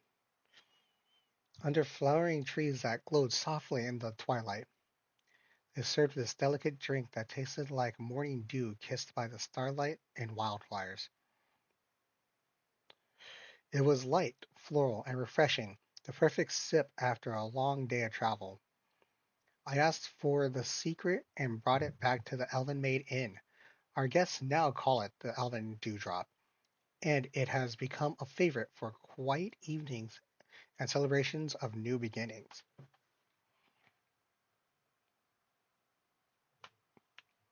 Oh yeah, this looks super easy. 60 mils of gin. So was that half an ounce? Or is that a whole ounce? Let's see. And then elderflower. So one half quarter.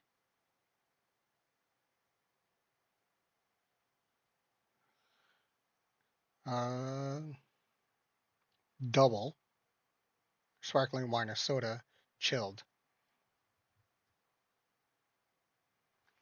So fill a cocktail shaker with ice. Add the gin, elderflower, liqueur, and lemon juice. Shake well for 10 to 15 seconds until well chilled. Strain into a chilled flute, cup, or tall glass. Top gently with sparkling wine or soda water. Interesting. Garnish with lemon twist and edible flowers. Served well chilled. Perfect as a welcome drink for a lighter moments at the end. Sura Miyuki. Keep it Elven Maid Inn. These are cool. I wonder where they get all of these. Like, this is such a cool idea.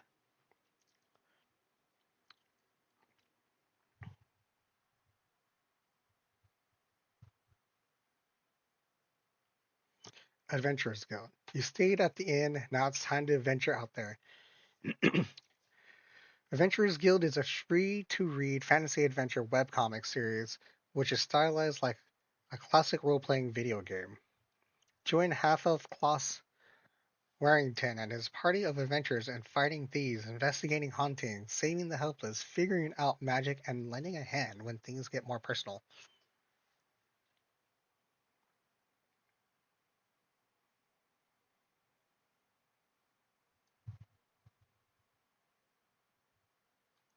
Let's see, what do we want to read?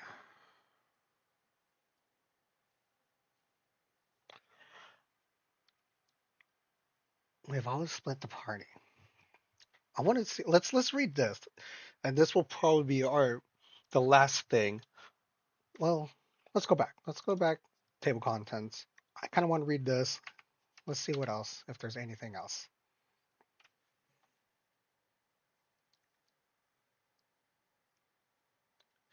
The Mythos crossword, Orcish blood, story to keep to yourself, the real purpose of backstory, Angels in the Eru Road, Dwarven Ember, unleash your imagination, forgotten art of dungeon mastering.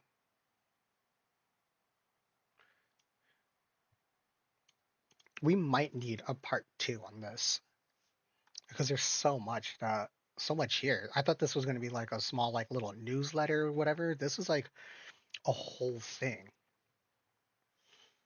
No heroes without horrors. To Dust Glory, short story. Let's see, Defense of Monsters, PC, Art of Survival, Traps. Start narrating worlds. Secret of Living Worlds. Dryad's Blood. Parody article.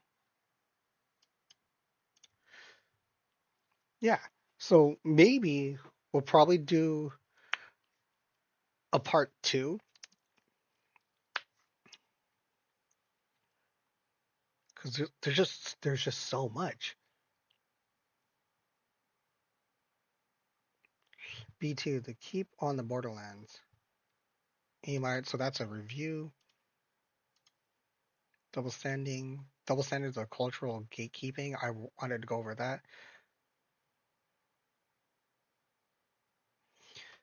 Yeah, definitely gonna have to do a part two. So let's let's do this. This is only what 4 pages, and I think we'll call it there.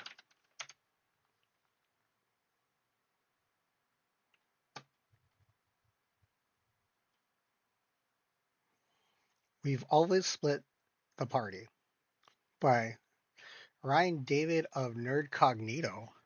Oh shit. Yeah, these are some big names. That's so crazy. Hey everyone. Let's talk about Dungeons and Dragons, the game that's been sparking epic adventures and heated arguments for over 50 years.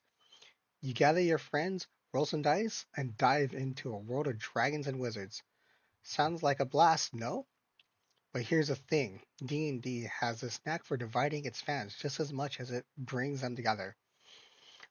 Whether it's players bickering over rules or whole communities splitting over new additions, the hobby's got a history of drama that could rival any campaign's plot twist.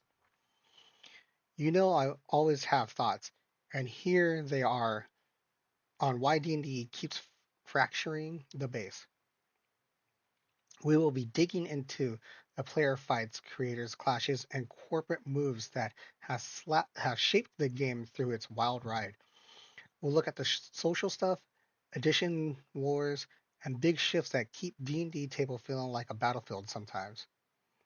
I've split D&D's history into 4 eras to make sense of it all. The Golden Era, 1974 to 1990, is when the game was born with original D&D, Advanced Dungeons& and Dragons, and yes, even the launch of second edition. The formative period when it grew from niche hobby to a cultural juggernaut. The Dark Era, 1990 to 2000, was a rough one, with TSR, the company behind D&D, stumbling and the hobby losing its shine.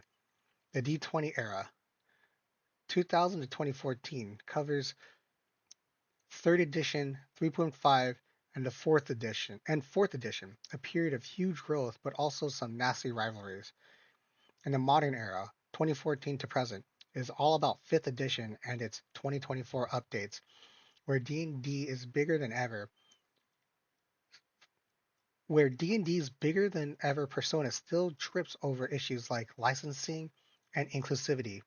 Each era has its own flavor of chaos. This actually seems like a good read. The Fractured Realms, Division through the eras. Back in the Golden Era, from 1974 to 1990, D&D was the shiny new toy that had everyone buzzing. Gary Gygax and Dave Anderson kicked it off with original D&D, pulling in war gamers and college kids who were stoked to create their own fantasy worlds. But even in those early days, things started to splinter. In 1977, TSR dropped basic D&D for beginners and advanced D&D for diehards who wanted gritty, pronounced play.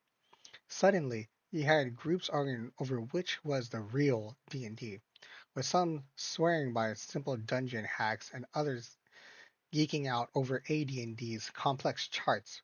Players started tweaking rules to fit their tables, which was cool but meant every group was playing a slightly different game. Then there was the satanic panic in the 80s when worried parents and TV preachers decided D&D was basically a gateway to devil worship.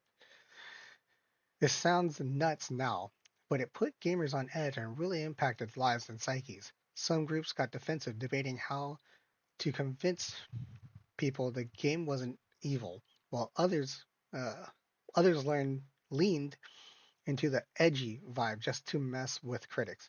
Behind the scenes, Gygax and Anderson were squabbling over who deserved the crown for D&D's success, and fans started picking sides in fanzines and at cons.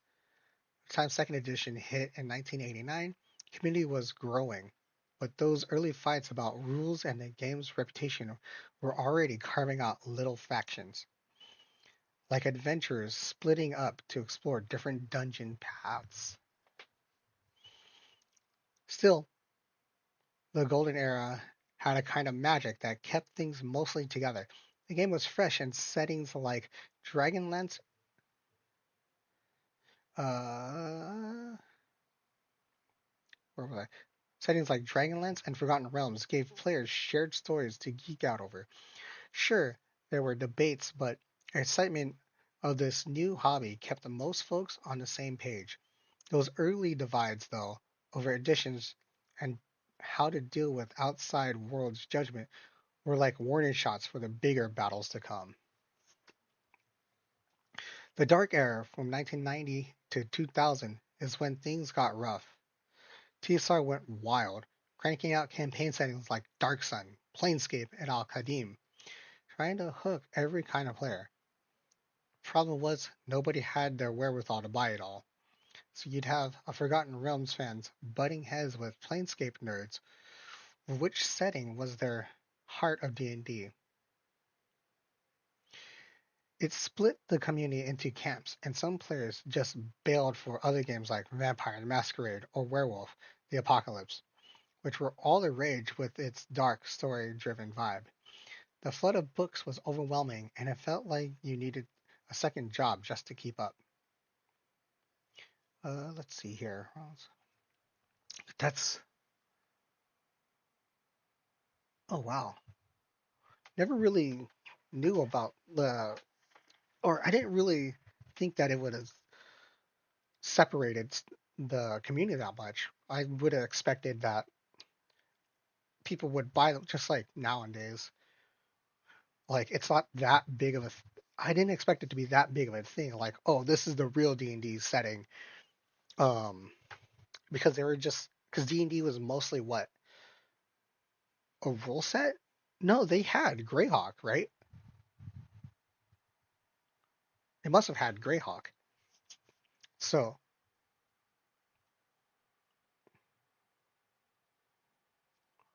yeah, I'm just surprised it split the community that much. The satanic panic was lingering too, making players feel like they had to defend their hobby at every turn.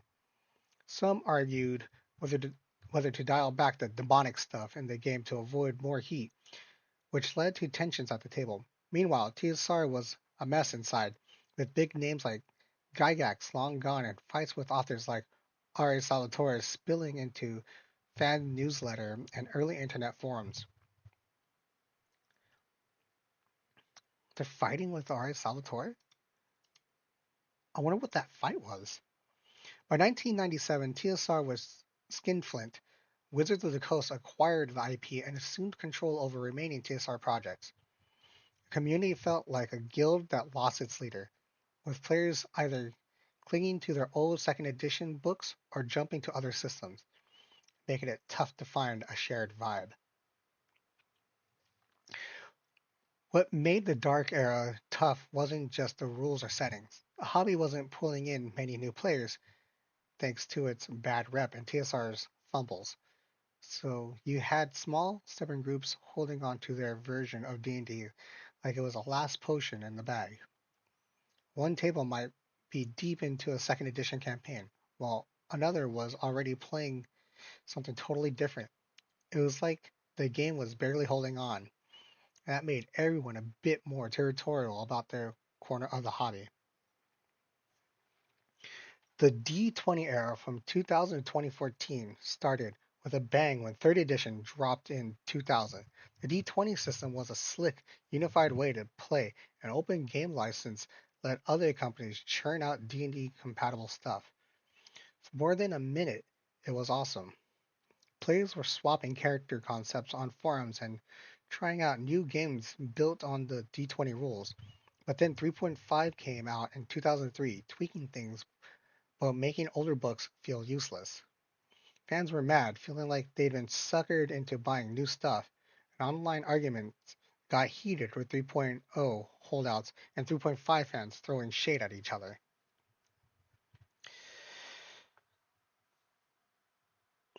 Yeah, I came in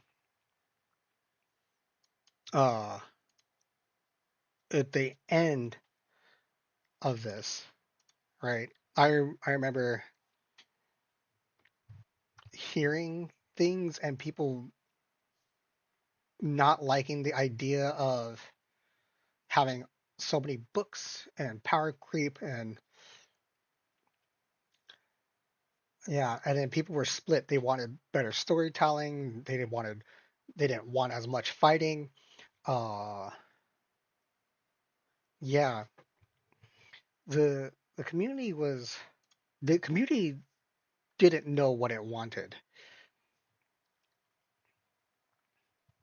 Although I barely know that much because again, I just barely came in. I remember fourth edition, a buddy of mine saying, "Hey, fourth edition is going to be coming out. Maybe we should try it out for ourselves," because we were being hosted by a buddy of ours' older brother. Because always wanted to play D&D. I was like, guys, I want to play D&D. Does anyone know how? And then my buddy's like, oh, my brother is willing to, DM for us just to check it out. Story for another time. Onward. Then came fourth edition in 2008, and oh boy, did that stir things up. It went all in on tactical combat, feeling like a tabletop video game, and a lot of players who loved the storytelling side of D&D weren't having it. The internet exploded with edition wars, where 4E fans were called sellouts and 3.5 loyalists were mocked and stuck in the past. Paizo jumped in with Pathfinder in 2009, their enhanced version of 3.5, and by 2011 it was outselling D&D. Fans picked sides like it was a blood feud. Meanwhile, the old school Renaissance crowd started digging up the simple rules from the 70s and 80s, calling newer editions bloated. Yeah, I remember this. I remember sticking with fourth edition though. Um, I think that was for the best because Pathfinder is really rough for newer players. There's a lot of stuff in there. So this edition, even though a lot of people don't like it, was probably the fairest edition. It was probably the most what's the word? Equal in all of the editions. So it didn't make anyone feel more overpowered, any one class feel more overpowered. And there was a lot of different classes. I really enjoyed the class diversity and how like the concept of the class was very understood. It didn't step on each other's toes too much, um, which was unfortunate because they didn't bring back a lot of the classes, if I remember right. they didn't bring back like they brought back ideas, but the class concepts kind of ran away for just more simpler. Like these are like classes, and then these are subclasses. Let's see. We'll go back. The D20's era fights weren't just about rules, they got personal. Online forums let people hide behind screen names, so arguments turned mean fast, with players slinging insults over playstyles or even accusing each other of gatekeeping the hobby. It was a weird mix of growth and chaos. The community was bigger than ever, but it was also split into factions that barely talked to each other.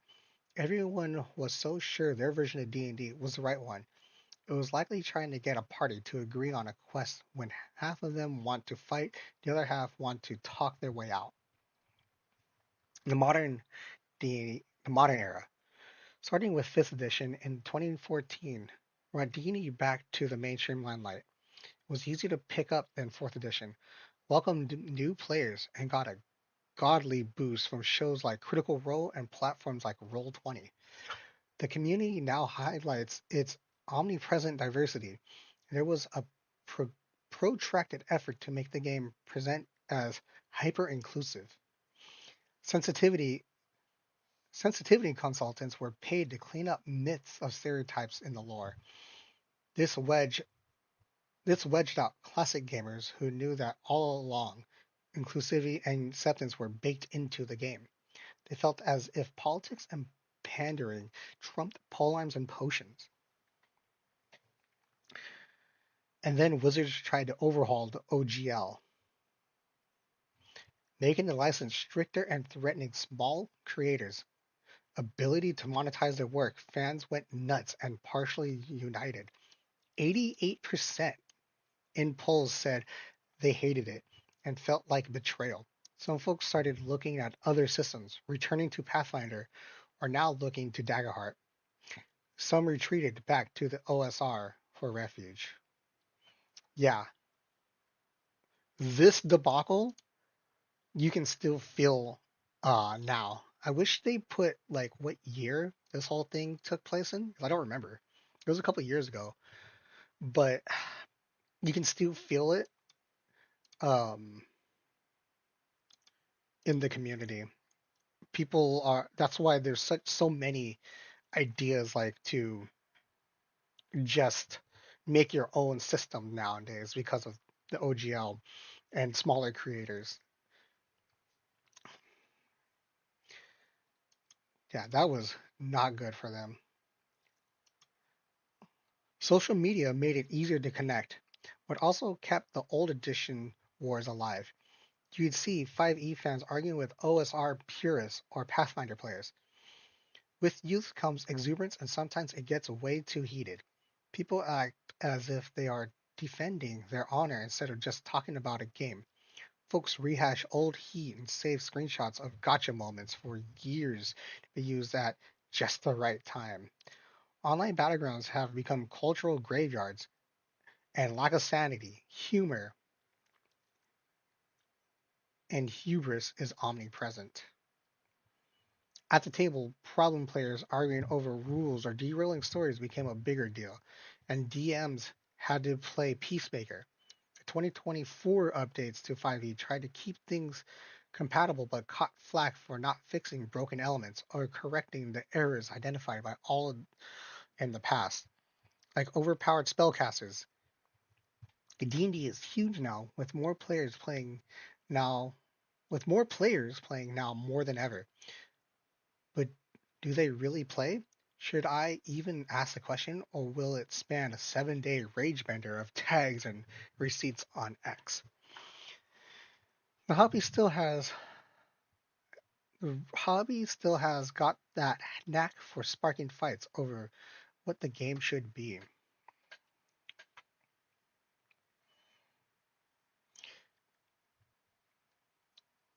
Bridging the divide, a call to roll together. Getting the whole D&D hobby community and all players in between to hold hands and sing around a campfire is probably a lost cause. Like trying to charm a Tarrasque with the loot. The game's history is littered with fights, from the Golden Era's edition debates to the modern era's online drama. Players are passionate, and that passion makes them dig in their heels concerning rules, settings, or what D&D should stand for. With so many systems out there, from Pathfinder to classic gaming indies, communities are spread across the internet wasteland.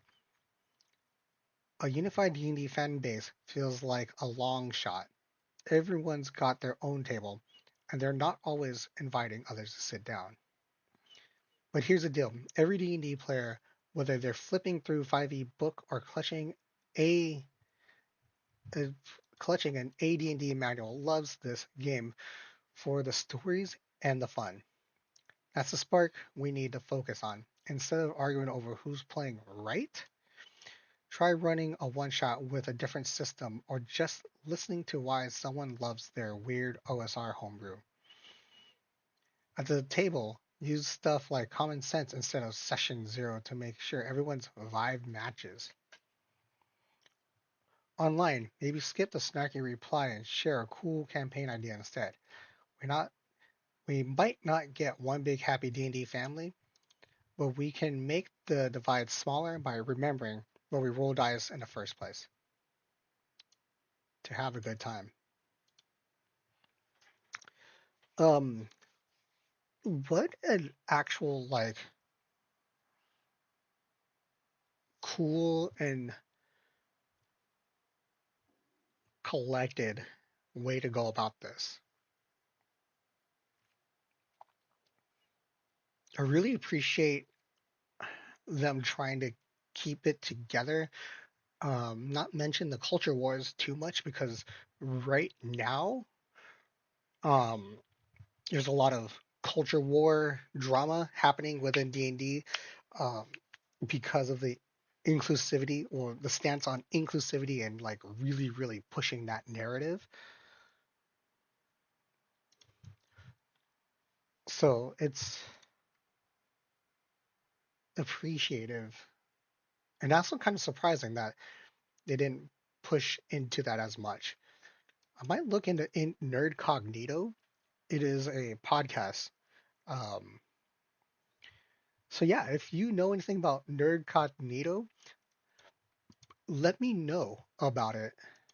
Go ahead and make a comment about it because I don't know anything about this. Yeah, that's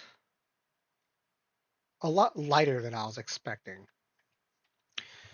But yeah, there's a lot of this fighting right now that being online kind of enables. But with that being said, I think that's going to be it for now. Hope everyone had a good time with this little preview. Probably going to do a part two. But if you like what you see, go ahead, go follow Elven Maid Inn on Twitter or X, if you'd like to call it, and then look for Tales from the Tavern magazine. Should be up soon in August. So I highly recommend it. I'm gonna buy one. And thank you, Elven Maid Inn, for giving me this for free. Really appreciate it. Everyone else, have a good time and stay safe out there. Goodbye.